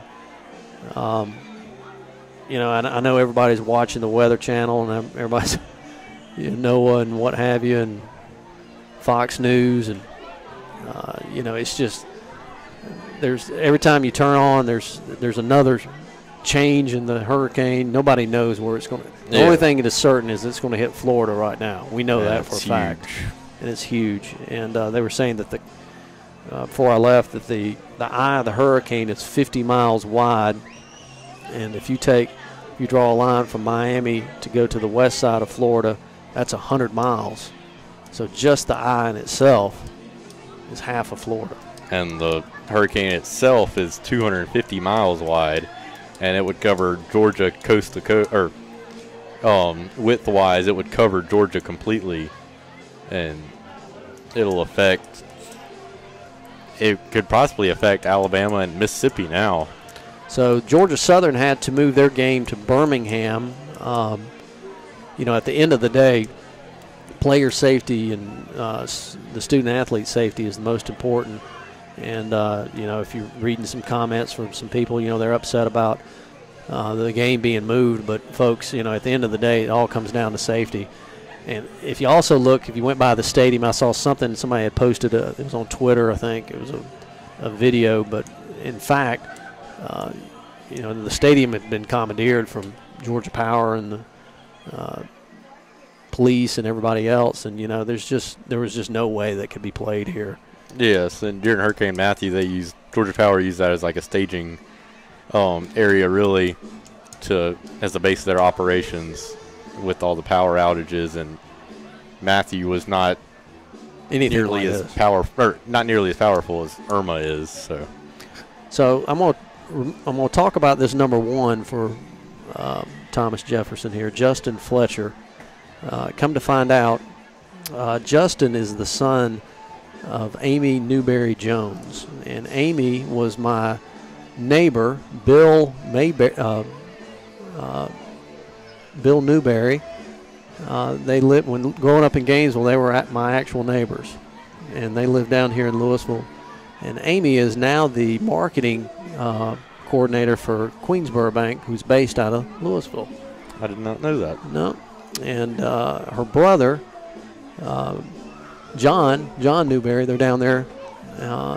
And Bill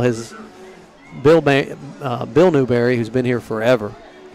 They left Gainesville, I think about 20 or something years. They always had a farm down here, and they always come down here and made Louisville their home. So I just want to give a shout out to the Newberries and to Amy Jones, and their son Justin is playing a well of a game, so I'm going to go down there and talk to them here in just a few minutes. But your score was 6 minutes and 36 seconds left in halftime. The good guys from Bulloch Academy leading 22-6. So we're going to take a 2-minute break, and then Phillip will wrap us up for halftime. And we'll go down here and say hello to these folks, and we'll be back. So we'll take a 2-minute break. You listen to Bulloch Academy Sports Network.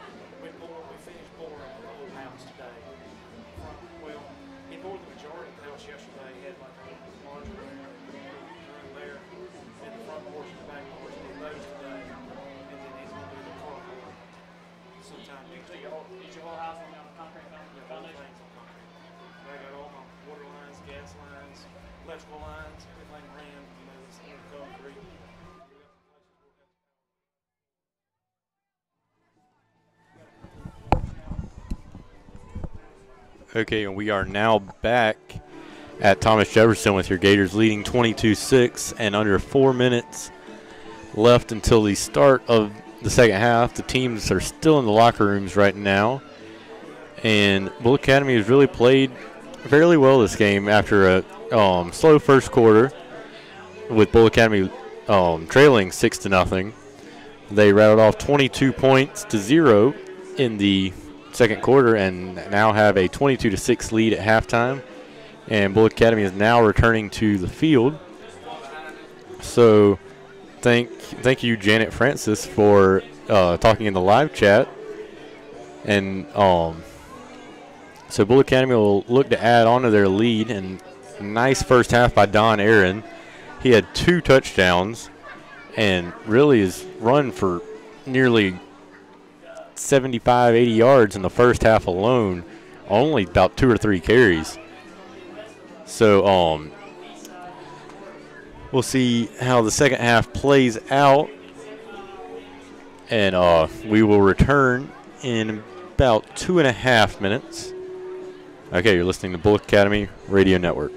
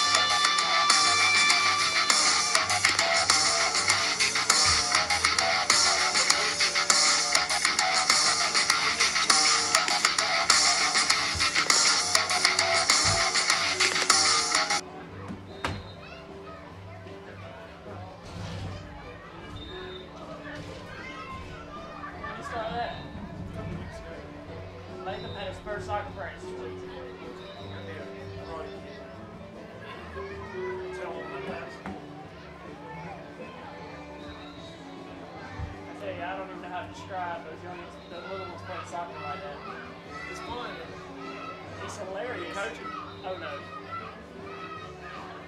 Well, I coached that age group for about 12 years. I can't make it every night. We had already made plans. We're gonna miss one game.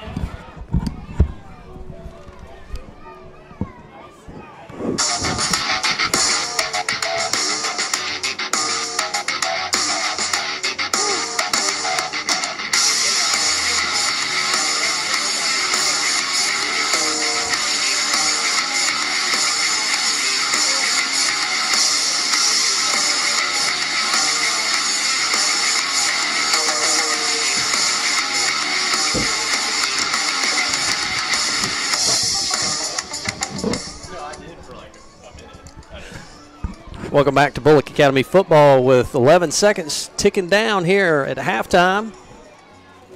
We're the good guys from Bulloch Academy leading 22-6. We'll thank Phillip for taking over for a few minutes. Had to go to the little boys' room. Spoke to the Newberries down here. Hadn't seen them in a long time. Got to see Amy's 9-month-old baby. And their son, Justin Fletcher, who's been a great wide receiver for Thomas Jefferson. He's been number 4, Zach Douglas's main target, really, in the passing game. And he's been largely covered by Ty Mingle tonight. It started off with Seth Brandt, but Bulloch Academy has shifted to Ty Mingle guarding him. Well, I mean, I was talking to Chris Merrill down here for just a few minutes, and we both had the same comment that, you know, the quarterback has got a good arm on him, but he's not throwing it very hard. It's more of a loft, almost kind of a touch pass. Yes, the loft is really – it's kind of hurt Thomas Jefferson's passing game due to that loft. Bulloch Academy is able to recover whenever they miss a coverage. So Bulloch Academy really is not they really haven't been burned on long passes because the ball hangs up so long and they might catch it, but there's no yards after the catch. None. And, you know, it's almost like you're waiting for a pop fly, so to speak, in baseball. I mean, I know they're running to get to the ball, but the ball's just got so much trajectory on it. And Bulloch Academy's missed coverage a couple of times. Yeah, they have. It's led to gains, but not substantial gains that a normal pass would have led to. So the good guys from Bulloch Academy leading 22-6. We're back out doing our stretching. And Phillip, if you're Coach Hennessy, what do you talk about? What do you talk to your guys at halftime about? I think you can stick with the run after the success you had in the second quarter, and that's really just how they got all their yards in the second quarter and how they scored their touchdowns. Is they just kept running it. And Don Aaron's really been a big part of their offense, using his legs, and he's only had a couple of carries, but has rushed for nearly 80 yards or so just on 2 or 3 runs. So we'll see how they utilize him in the second half. So Thomas Jefferson will be receiving the ball. Now, you remember the opening kickoff, they won and deferred, but they had an onside kick and recovered and went down and scored. And right then and there, we were like, oh, my goodness, what's happening here? Then their second kickoff was another onside kick, and they almost recovered that one. Yes, luckily it bounced out of bounds, so Bulloch Academy took possession. So 11 seconds wrapping up here.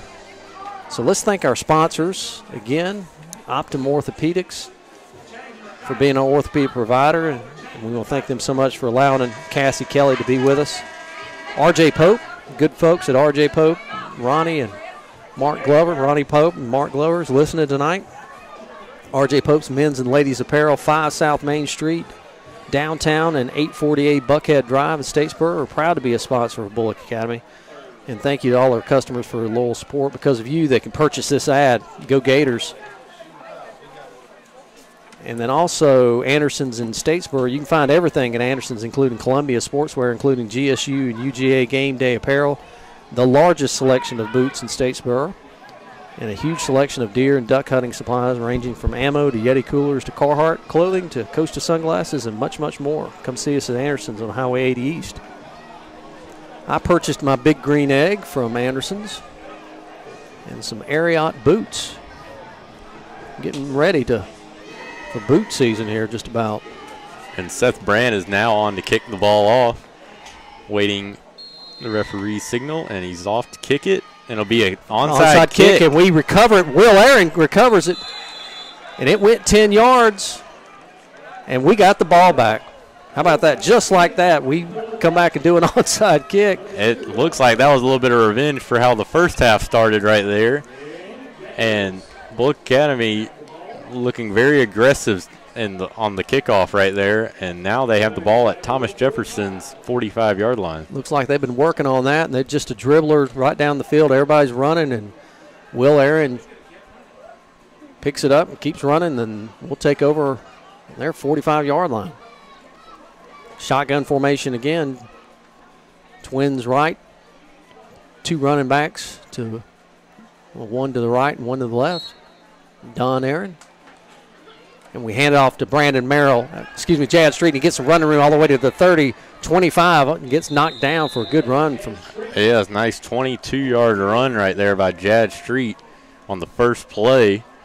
And the blockers on the left side right there created a hole, and he ran through it for a nice gain on first down, and that'll bring up first and 10 from the Thomas Jefferson 24-yard line. So we want to thank all our people that are watching or listening to us on YouTube. We also have the live chat going as well.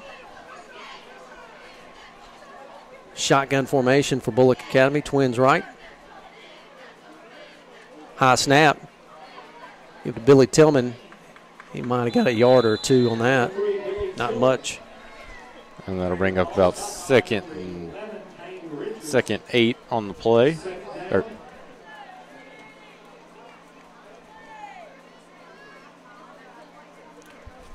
And plays getting brought in by Lawson Anderson. And Will Aaron's going out.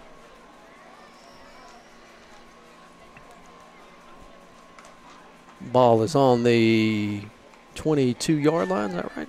Yes. And second down and 8. Shotgun, high snap. Don Aaron keeps it. He's to the 20.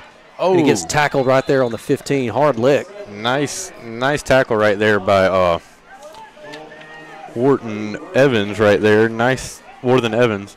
Nice tackle right there, because if Don Aaron got past him, that was a touchdown for sure.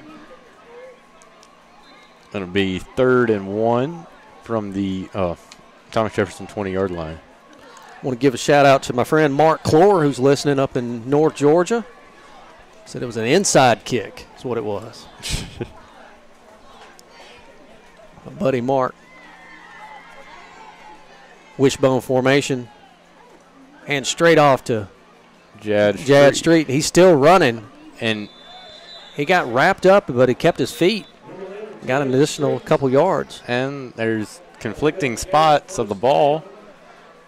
And I think they are not going to mark him down where he first originally had been stopped, and he kept his feet and then fumbled the ball but fell on it, and it was a nice gain of about 5 yards. So it's going to be first and goal on the 10-yard line. The referees were discussing where they would mark him, and wishbone formation right here. Don Aaron's back to pass. Ty Mingle wide open, open touchdown. 10-yard pass to Ty Mingle with 10 minutes left in the game, and we got about 4 or 5 seconds roll off there with 9:58 on the clock. And your score, Bulloch Academy leading 28. The good guys of Thomas Jefferson 6. Seth Brandt back to kick for the point after attempt. We hustle somebody on the field. Jonathan Beecher getting rushed onto the field. Good snap, good hold, good kick. Line drive up, and it's good. On top of the field house where your score is 29. Bulloch Academy leading. Thomas Jefferson 6 with 9:58 left in the third quarter. And it looked like Will Aaron was out there as the holder on that PAT, which is usually his brother, Don Aaron, on the hold. But they ran Will Aaron out there and did a nice job. And successful PAT.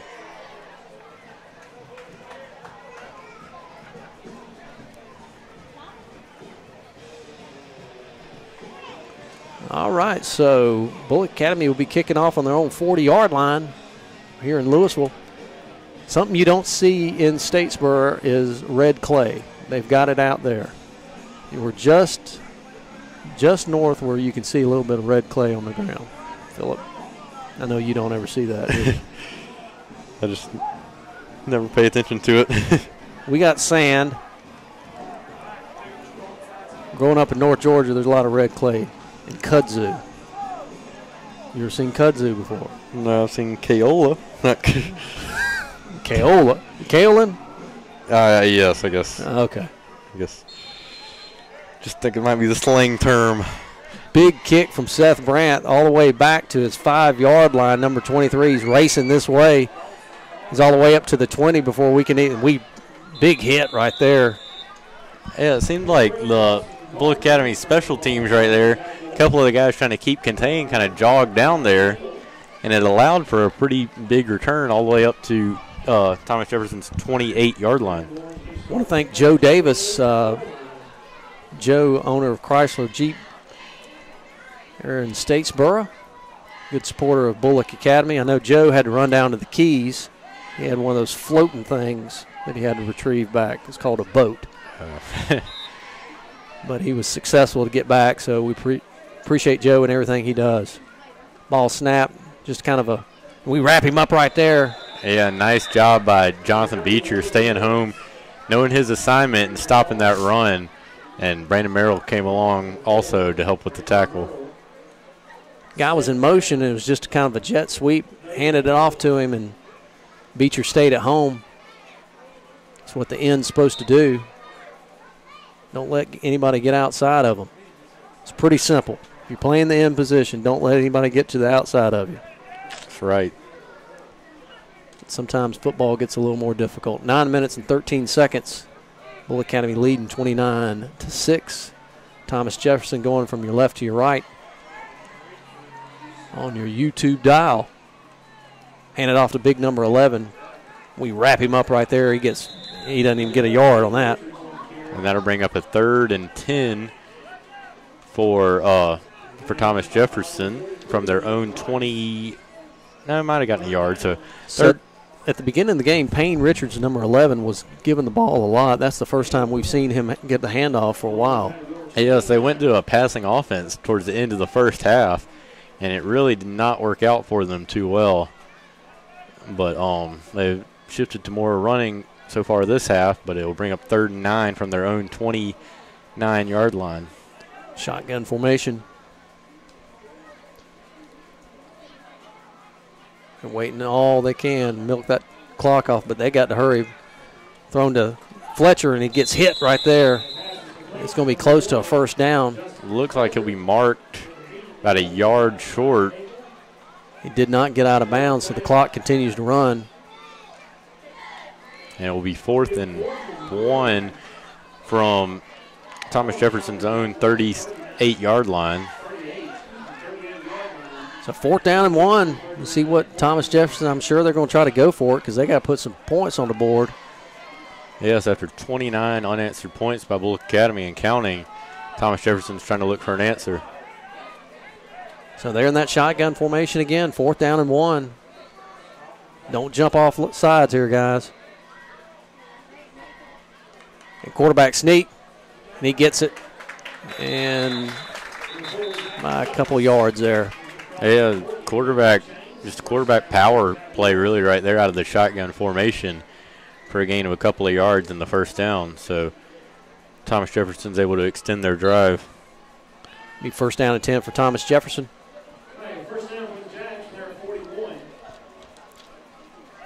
So we want to thank our sponsors again for allowing us to give you this broadcast on YouTube. And of course, you can always go back and listen to the archived version if you want to. Shotgun, pistol formation, handed off to number 23. He hits that hole fast, but just no running room right up the middle. Yeah, it looks like gain about a yard on the play. So I'll bring up 2nd and 9. That was Dawson Gardner, senior. He hits the hole fast, but just. Bulloch Academy's done a better job this half and last quarter and a half, really, of stopping the run and preventing any breakaways. So the wide receiver, Justin Fletcher, does not huddle with offense. He stays off to the side every time, so we need to pay attention to that. Quarterback rolls out. And a low throw intended for Fletcher right there. And that'll bring up 3rd and 9. 3rd down and 9 for Thomas Jefferson.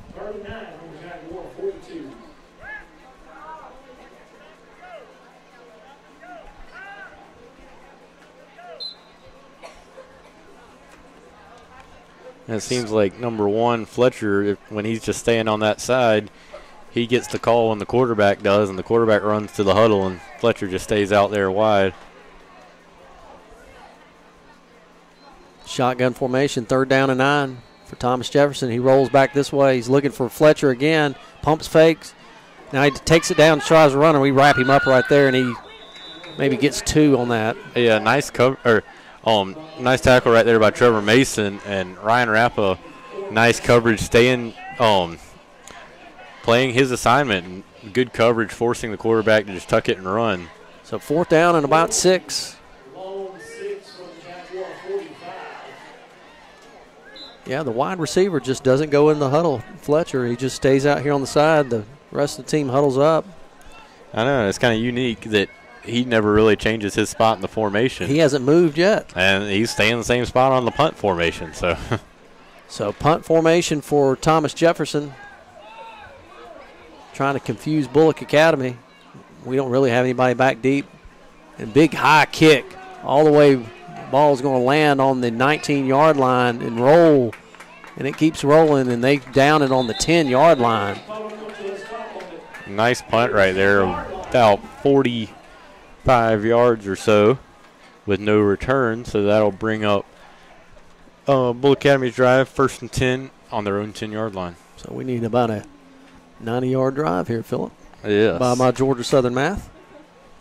I think that'll be correct. My joint enrolled math agrees with that. So Phillip, our color guy here, he's a senior here at Bulloch Academy. He's doing an outstanding job, wants to go to Clemson and possibly pursue this career as a broadcaster. We're in the wishbone formation. We hand it off to Brandon Merrill. Gets wrapped up right there, maybe got a yard on the play. Yeah, it was a nice pursuit right there by Thomas Jefferson and preventing any big gain from Brandon Merrill. 2nd down and about 8. You need some Gorilla Tape there, clock operator. If you put that on anything, it won't come off now. Thank you. He's killing bugs with Gorilla Tape. That's my clock operator. And a handoff.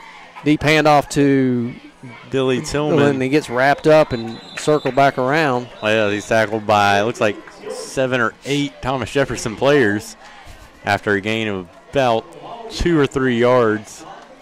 So I'll bring up 3rd and 5 for Bulloch Academy from their own 15. Was that a cricket you killed? He's not going to come off that Gorilla Tape, I can tell you that much. 4 minutes and 12 seconds left in the 3rd quarter. 3rd down and 5 for Bulloch Academy. Ball's on the 15-yard line. We're trying to draw them off sides. Then we're changing plays. We hand off straight up to the fullback. Jad Street, but it looks like he'll be 3 yards short of the 1st down on a gain of about 2. And the punt team is now coming on the field. You know, you think 4th and 4, you know, you got to punt it. That's the thing. But I don't know whether.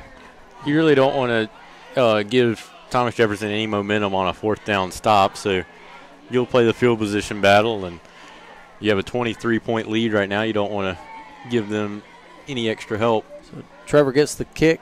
It's a high kick all the way to about the 50-yard line. We get a good bounce here, and we're going to down it right on the 44-yard line for Thomas Jefferson. Yeah, it's a nice punt right there by Trevor Mason.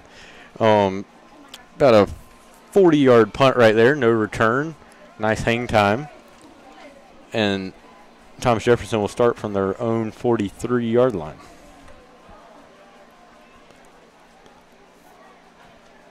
So you got different punt attempts now. People, you used to try to spiral it and spin it over and let it drop and roll.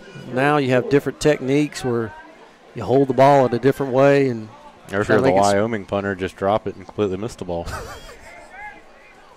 There you have it. Maybe that's the new style. That was bad. Shotgun formation for Thomas Jefferson. Man in motion, number 23. Quarterback keeper. And he fumbles the ball. Nice play right there by Ryan Rappa, getting in the backfield and stripping the ball. And Trevor Mason is down, holding his knee. Gotta hope that's not anything worse than just a twisted knee or something. I hope it's nothing serious, but he's standing up.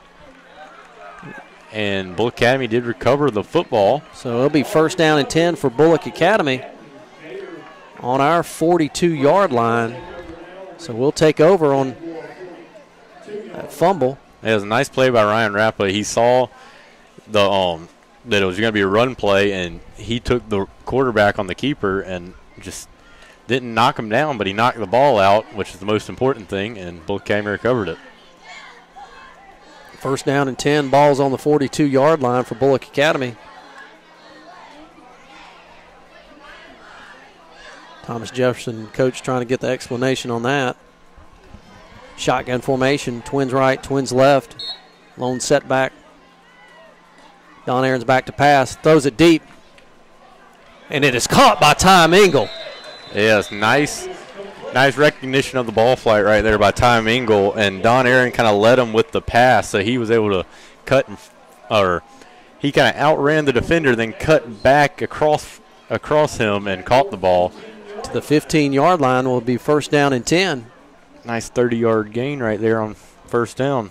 2 minutes and 54 seconds left in the 3rd quarter. We hustle up to the line, the shotgun formation again. 2 setbacks, twins right. Give to Jad Street. He fumbles the ball. And Jake Nelson, I believe, recovered it. I hope he recovered it. We'll see, but it looks like Thomas Jefferson's not very excited, so it looks like Jake Nelson did recover it. Good heads-up play by Jake Nelson. The ball popped out. And that's about a 8-yard gain right there. So bring up 2nd down and about 3. And Thomas Jefferson will take a timeout. So let's take a 30-second break here. 30-second break. You're listening to Bulloch Academy Sports Network on YouTube. 30-second break.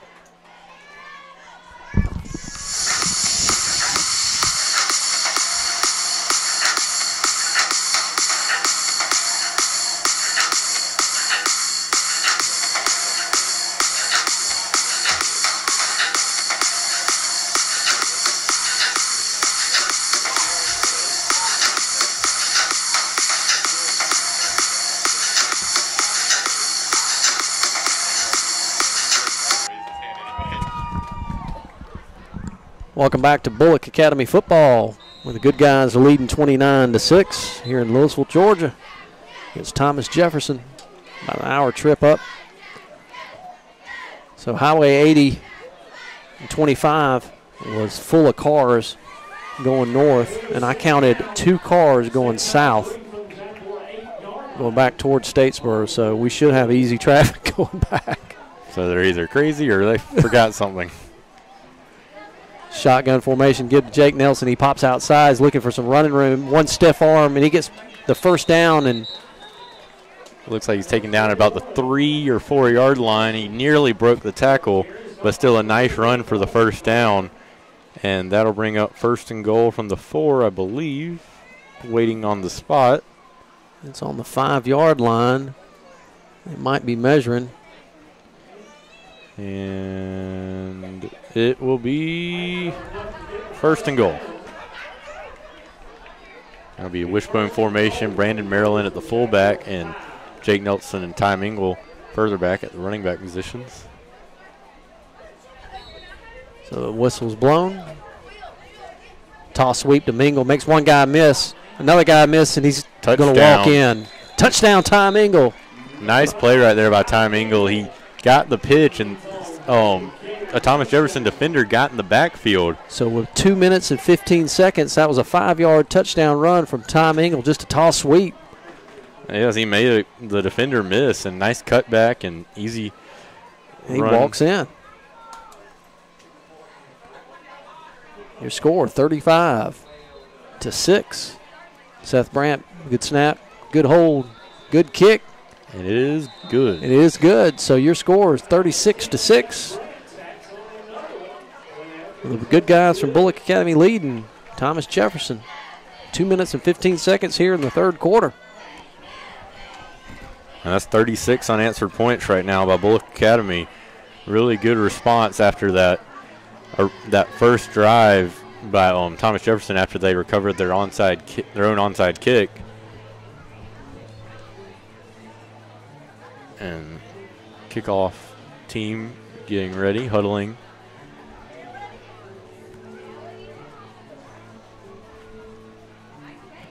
So we ready to go. Waiting on the officials to bring the ball to the 40-yard line.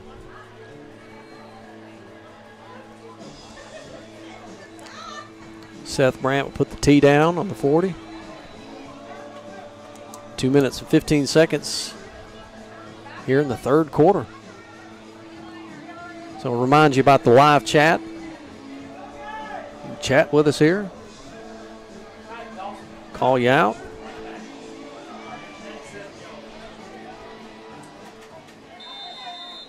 Seth Brandt ready to kick it. Big kick from Seth Brandt. He gets it all the way, and he recovers it on the 1-yard line. Makes one guy miss, runs into his own player. And he's going to take over. Well, they'll take over on their own 25-yard line. Hey, it's another nice kick by Seth Brandt. He's, instead of angling these last couple of kicks, he's just kicked them as far as he possibly can, and he's got some nice height on him and hasn't given Thomas Jefferson great field position.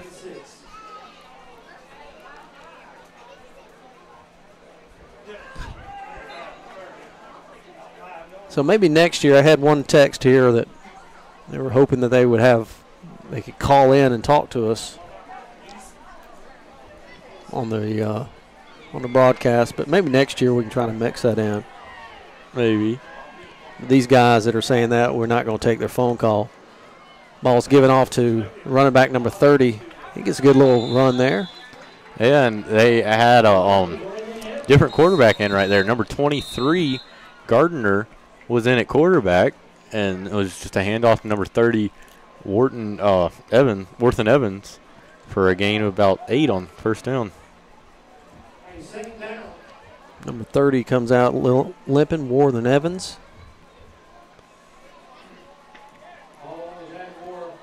Ball is placed on the 34-yard line.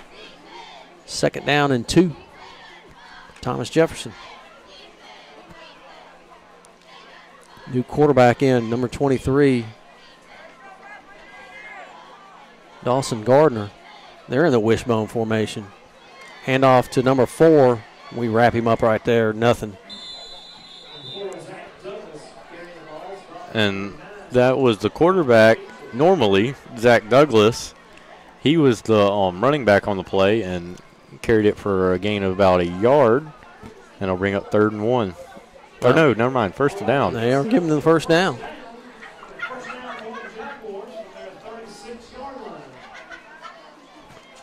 So it'll be 1st down and 10. The ball's on the 36-yard line. 1 minute, 26 seconds. Bulloch Academy leading 36-6 here at Thomas Jefferson in Louisville. About an hour north of Statesboro. And looks like there'll be that same formation. There's a penalty flag come flying in. Let's see what call is. He threw it right at the center's feet. There's no doubt that that flag came flying in. Legal formation. I believe so. Legal formation on Thomas Jefferson. That'll back him up 5 yards. They got to the line and then immediately got called. And coming to the line again. Wishbone formation for Thomas Jefferson. Hand it off number 4, and we wrap him up right there. No gain at all. And nice tackle right there by Ben Proctor. Ben Proctor. Number 41. Sophomore Ben Proctor.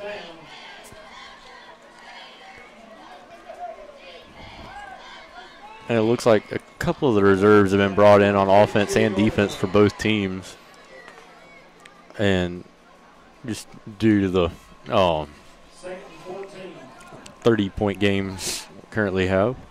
39 seconds left here in the third quarter.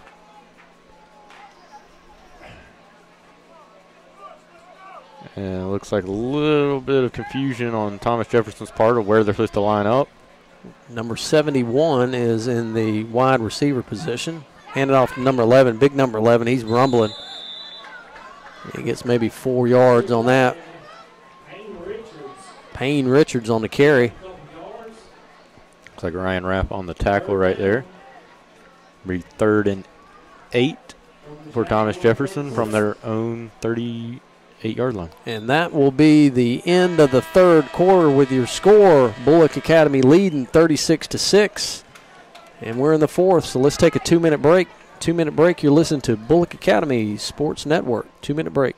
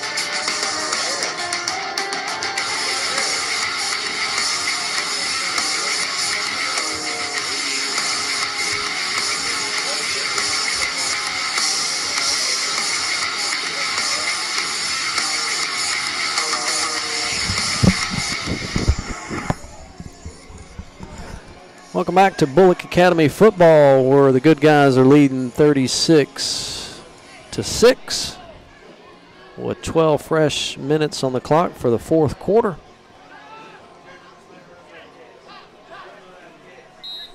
Third down and about 7 for Thomas Jefferson. Ball's on their own 38-yard line. Ball snap, quarterback back to pass. Thrown to number 3. He's wide open and he drops it. And I think that's his second drop of the game, Rhett Willis. And that same play that's been busted coverage multiple times, they ran it again. He was wide open. It's that wheel route. And that's the third time, really, Bulloch Academy's not been prepared for that play. And luckily for Bulloch Academy, there's been 2 drops and then one just floated up that limited a big gain.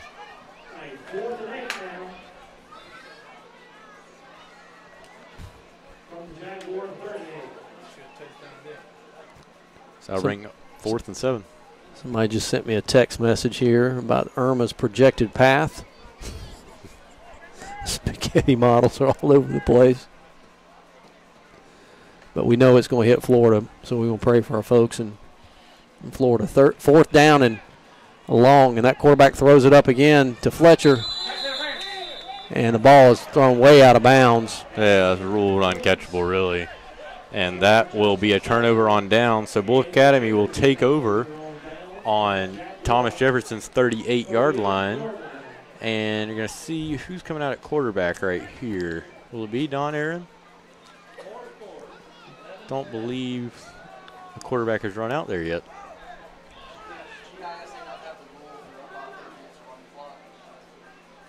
So it'll be 1st down and 10 for Bulloch Academy, and the ball will be on our 38-yard line. Thomas Jefferson. Thomas Jefferson. And it looks like Tyler Willoughby will be out there at quarterback now. So your new quarterback, Tyler Willoughby, for Bulloch Academy comes in. Yeah, so freshman. Shotgun formation. 2 running backs, Ford Wilds and Cameron Harrison. Handoff to number 6, and he's got some running room. It's Ford Wilds. Ford Wilds all the way out to the 10, 5. Did he get in the ball? No, it looks like he was down at the 1-yard line. Ford Wilds. 37-yard carry on the first play of the drive. Just took off. Yeah, some nice blocking right there. Created a seam for him to run. And it'll be 1st and goal at the 1-yard line for Bulloch Academy. So 1st down and 10 on 1st and goal on the 1-yard line. Ford Wiles on the long run there. So we hustle up to the line. Tyler Willoughby. Tyler Willoughby in at quarterback. Cam Harrison and Ford Wilds in the backfield with him. Handoff to Cam Harrison. And it's a touchdown, but there's a flag. There's a flag on the play. Probably that's in the holding area. And it will be on Bulloch Academy with a hold. Holding against Bulloch Academy.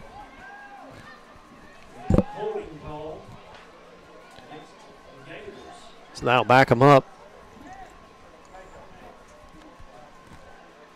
10 minutes and 18 seconds left in the ball game, and looks like we've taken out all of our starters.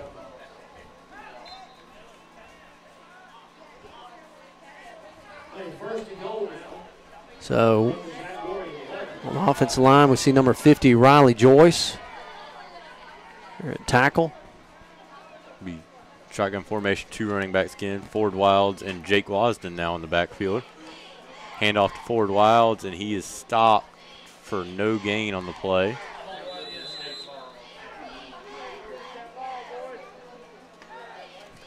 So it'll be 2nd and goal from the 11-yard line.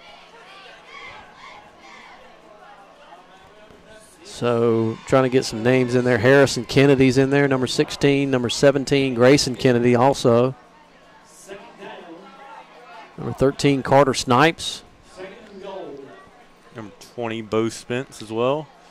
Him and Carter Snipes go out left as wide receivers. Ford Wilds and Jake Wasden in the background with quarterback Tyler Willoughby. Handoff to Ford. He's trying to get to the outside, and he gets tackled right there. That's 4 Thomas Jefferson defenders. And the ball will be on the 11-yard line. Number 72, Brandon Hodges in the game. 32, Josh Carty. Number 20, Bo Spence is in there. Number 6, Ford Wiles. 13, I'm going down our list here, guys, because this is our reserves coming in. Love to see Coach letting these guys get some playing time, being up by 30 points. Ball snap. Tyler Willoughby's looking back to throw. Gets pressured. He gets wrapped up, and he's going to be brought down right there. At the 21-yard line, so a loss of 10 yards on the play. So we got all the way to the 1-yard line, and that'll back us all the way up. Yeah, it's a costly penalty right there, and it looks like they'll bring on Seth Brandt for the field goal. And I believe this will be his first attempt of the year. So Seth Brandt will be back for a field goal. They'll bring the first team back in.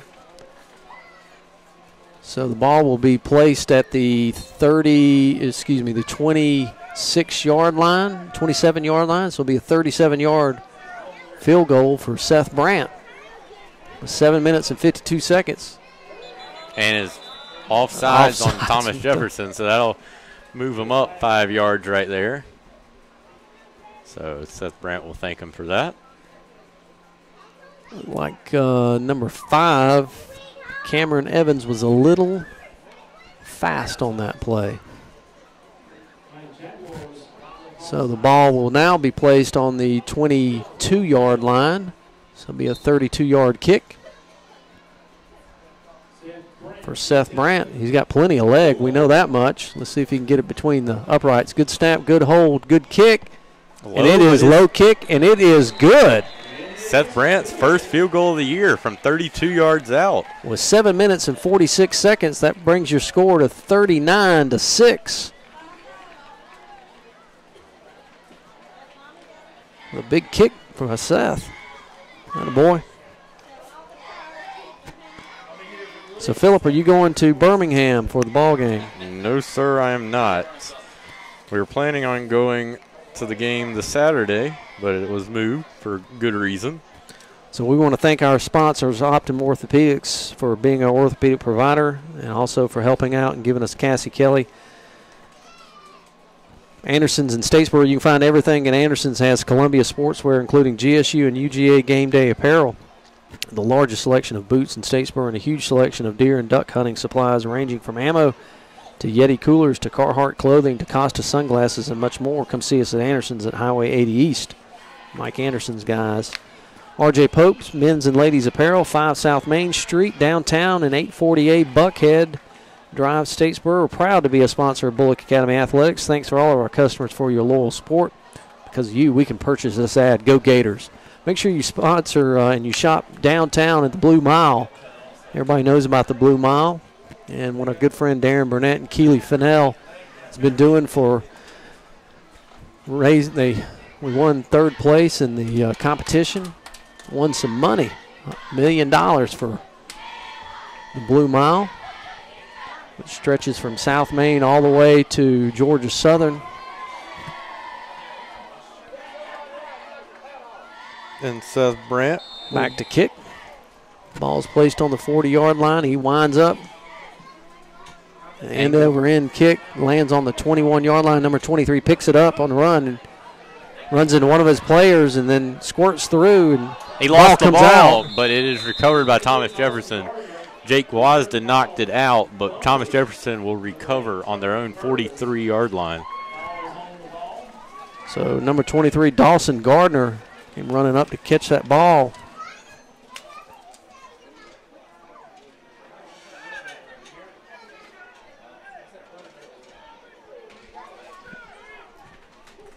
What went on there?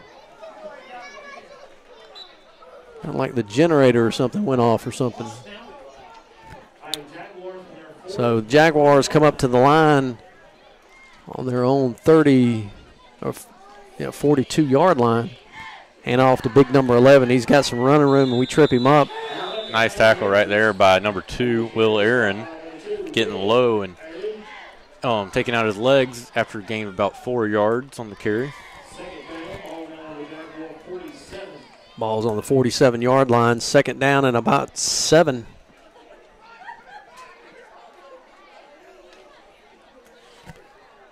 So a quick reminder that Bulloch Academy will be out of school Monday and Tuesday. All activities will be canceled. Make sure you listen in. Will be a penalty on the play right there, but make sure you listen to your social media, phone and text messages, everything else about what's going on with the hurricane and the school activities. So that'll be a false start against Thomas Jefferson. They'll back them up. So depending on when this hurricane hits, depending on if you listen to Jim Cantori or the officials at NOAA or WTOC or WJCL, looks like Monday, looks like we're going to start seeing some of this hurricane coming up. And just please, again, pray for our folks in Florida. Just can't imagine that thing and all the people evacuating there. So 2nd down and 11. Straight handoff to number 11. Tackled by number 56 right there, Ben Dasher, on the run up the middle. Number 70, Jesus Gonzalez checks in for Ben Dasher. Number 75. And a late substitution, Cross Womack. Cross Womack comes in for Brannen Hodges. Toss sweep to number 4. Gets some running room. He breaks 1 tackle, 2 tackles, and we finally drag him down. Yeah, a gain of about 20 or so yards. Right there was a missed tackle on the outside and led to a big gain. Thomas Jefferson still has most of their starters in on offense, whereas Bulloch Academy has switched to a bunch of their reserves on the defensive side. Yeah, we have all of our reserves in right now, so we'll get some of these young guys in for some playing time. Most of them, this is their first time, first game time in high school. So quarterback under center, hands off to number 4. He's got a hole. He's going all the way down to about the 15, 10, 5. And he gets in for a touchdown. From 32 yards out, number 4, Zach Douglas on the carry. So that brings your score to 39-12 with 5 minutes and 32 seconds on that 32-yard scamper by Zach Douglas with 5 minutes and 32 seconds. 39-12 right now. 5 minutes and 32 seconds in the ball game. Number 71 back for the point after attempt. Ball's up. And it is no good. So your score, 39, the good guys from Bulloch Academy. 12, Thomas Jefferson.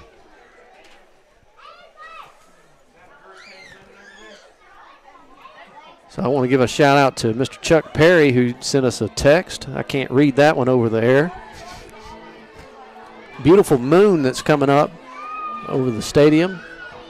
It's blood red, is that right? Is that the hurricane moon that's coming up?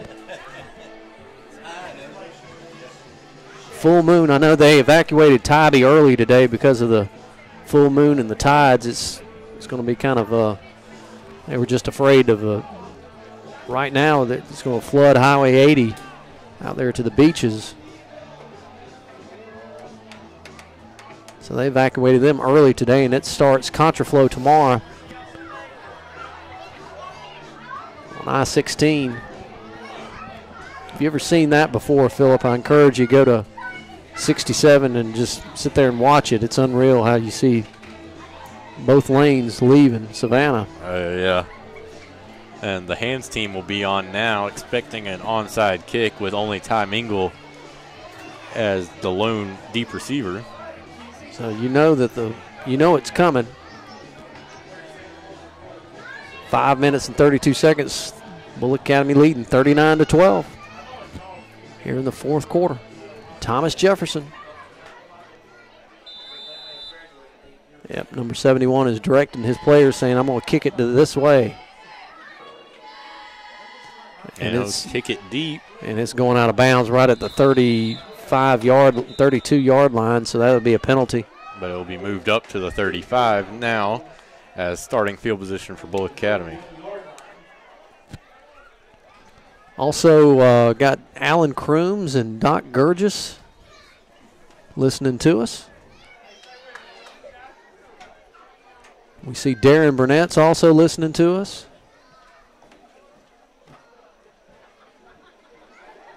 Dr. John Gurgis does a good job in his physician. Darren Burnett does a great job in his position at Sea Island Bank. Alan Crooms, the president and CEO of Southern Appraisals. He's the only one there at Southern Appraisals. Competition. And Chuck Perry, who is the CEO of EMC Engineering all across the state. Tyler Willoughby takes the snap. And off to Jake Wasden. He gets a little bit of running room. And he is leveled by number 11, Payne Richards, right there after a gain of about 2 or 3 yards. So we're also getting some shout-outs here that's saying that the YouTube stream is really good tonight. Believe it or not, we got great reception here in Louisville. Yeah. Unlike in Perry, which is across the street from, I know I've said this 100 times, but you would think with I-75 and Perry the National Fair, State Fairgrounds, you'd have a reception. You couldn't even make a phone call last week. Hand off to Ford Wiles, and he gets wrapped up right there. So we got some crowd getting excited here for just below us. Still got a good crowd here from Thomas Jefferson.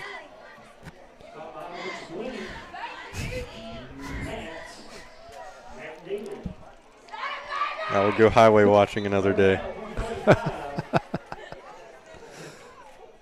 Watch the highway. Yes. Is that an inside joke? No. Huh? Is your That's my buddies. your direction? Go watch the highway. Oh, gotcha. Shotgun snap. Give to number 75. Big running room. Number 25, Cam Harrison. Is that who? Number 25, Cam Harrison. Cam Harris. I'm sorry. Looked like 75. That would have been Cross Womack. That'd be Cross Womack. That's not Cross Womack. Excuse me. And clock ticks under 4 minutes right here. Also, my niece is listening out in Gainesville, Georgia, Miss Melissa Latimer. Appreciate you listening. So, you know, what's pretty neat about this is that so many people can listen to us. Unlike the radio, you know, radio station only goes out so far. We had people from Wyoming that one time. And looks like there'll be a flag for legal formation, I believe. Or false start, I don't know. It was thrown right at the center again, just other team this time.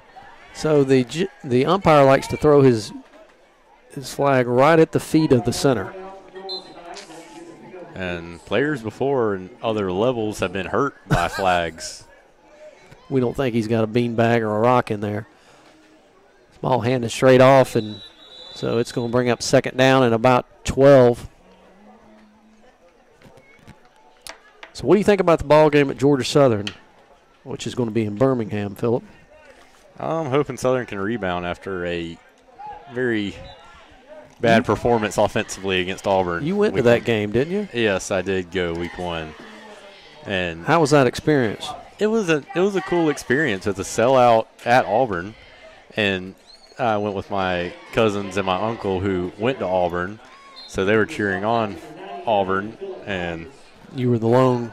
Oh, it was me and my dad was the lone Georgia Southern fans. Ball snap. Tyler Willoughby, he just takes off running this way. Makes one guy miss, gets to the 50-yard line and gets popped right there. And he gets all the way up to the 49-yard line. Freshman Tyler Willoughby. So that's going to bring up third down at about 7.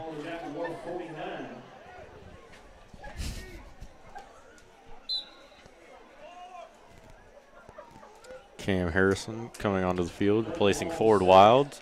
And it'll bring up about a 3rd and 7 right here. For 2 minutes and 20 seconds in the ball game. Bulloch Academy leading 39-12.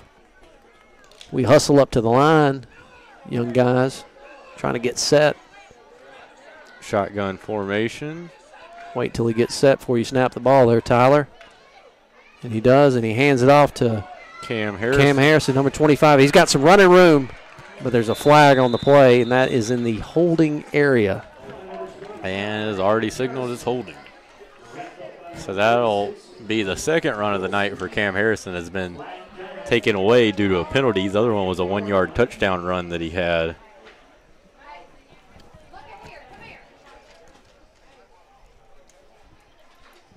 So we'll back up here. Sure got quiet around here. What? I think it was some kind of generator below us or something. Was it? I mean, it was. We had all kind of crowd noise, and all of a sudden it just. Kind of like a rumble, like a low rumble. It had to be a generator. So speaking of generators, I've got a neighbor. His name is Chuck Perry, who has got the loudest generator in the world. It's official. Ball snap to. Or 25. There's another flag on the play. He's got some running room, and they can't bring him down, folks. He's making 3 guys miss, 4 guys miss, 5 guys. He's still on his feet. How is he still on his feet? 20, 10, makes another guy miss, all the way down to the 5-yard line. Bless his heart. And the most miraculous run of the night. is going to be taken away yet again. That's going to be his third run taken away. Gosh. And I think they should just wave the flag, give it to him. Let's give it to him. So the line judgment comes back to get his flag, but it's still laying on the field, so yeah. My hat's off to you there, Cam. That was a great run. But it's going to come back for nothing. His third run taken away by a penalty, but he missed. He made about 8 or 9 guys miss. He might have made the whole Thomas Jefferson team miss. I think he just slowed down at about the 10 after a 40 or so yard run just because he was tired. So that'll mark him off again, and the ball's going to be placed on the 34-yard line. We have got to get all the way to the 43-yard line of Thomas Jefferson. So that'll bring up third down and a lot. I say just give it to Cam again. Let him, if he can still run, give it to him. Maybe you don't get a holding penalty this time. And just so Tyler is directing number 30, Miller Pope. Ball's given. Tyler keeps it. He's going out to his outside. Tries to get one block. Tries to outrun big number 71, William Miller. And that's going to bring up fourth down and about 18 or so. So going back to the generator comment. So Chuck, he's got this generator. And last year at Matthew, he cut it on. And it was so loud that it woke up the entire neighborhood. And it was pointing right to my house.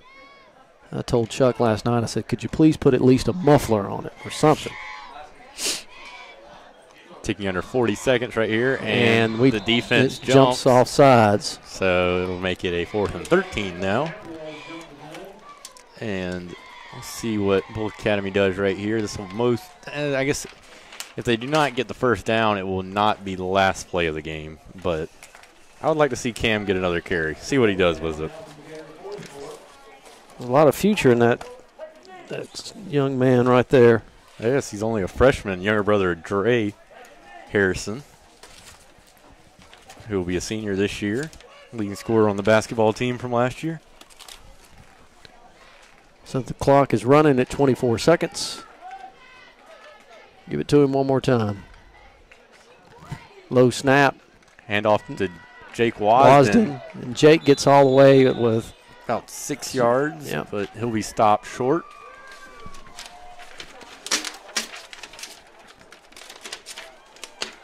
So we're taking down all the propaganda here that we've been reading all night, but we do want to thank our sponsors and everybody. This was about the school, but thanks to the good folks at R.J. Pope and Optum Orthopedics and Anderson's General Store. Thank you, sir. You have a nice – God bless you. And that will be the end of the game. And the clock will hit 0.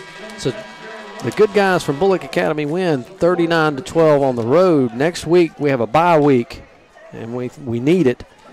We'll rest up and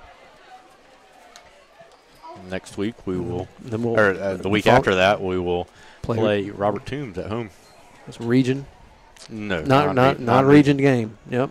I've got one more after that. Then.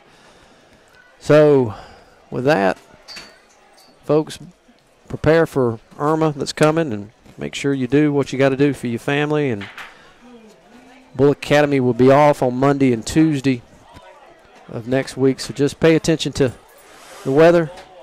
And we're going to wrap it up here from the good guys for Bulloch Academy winning 39-12. Thank you so much for listening to us on YouTube. Be safe, and God bless.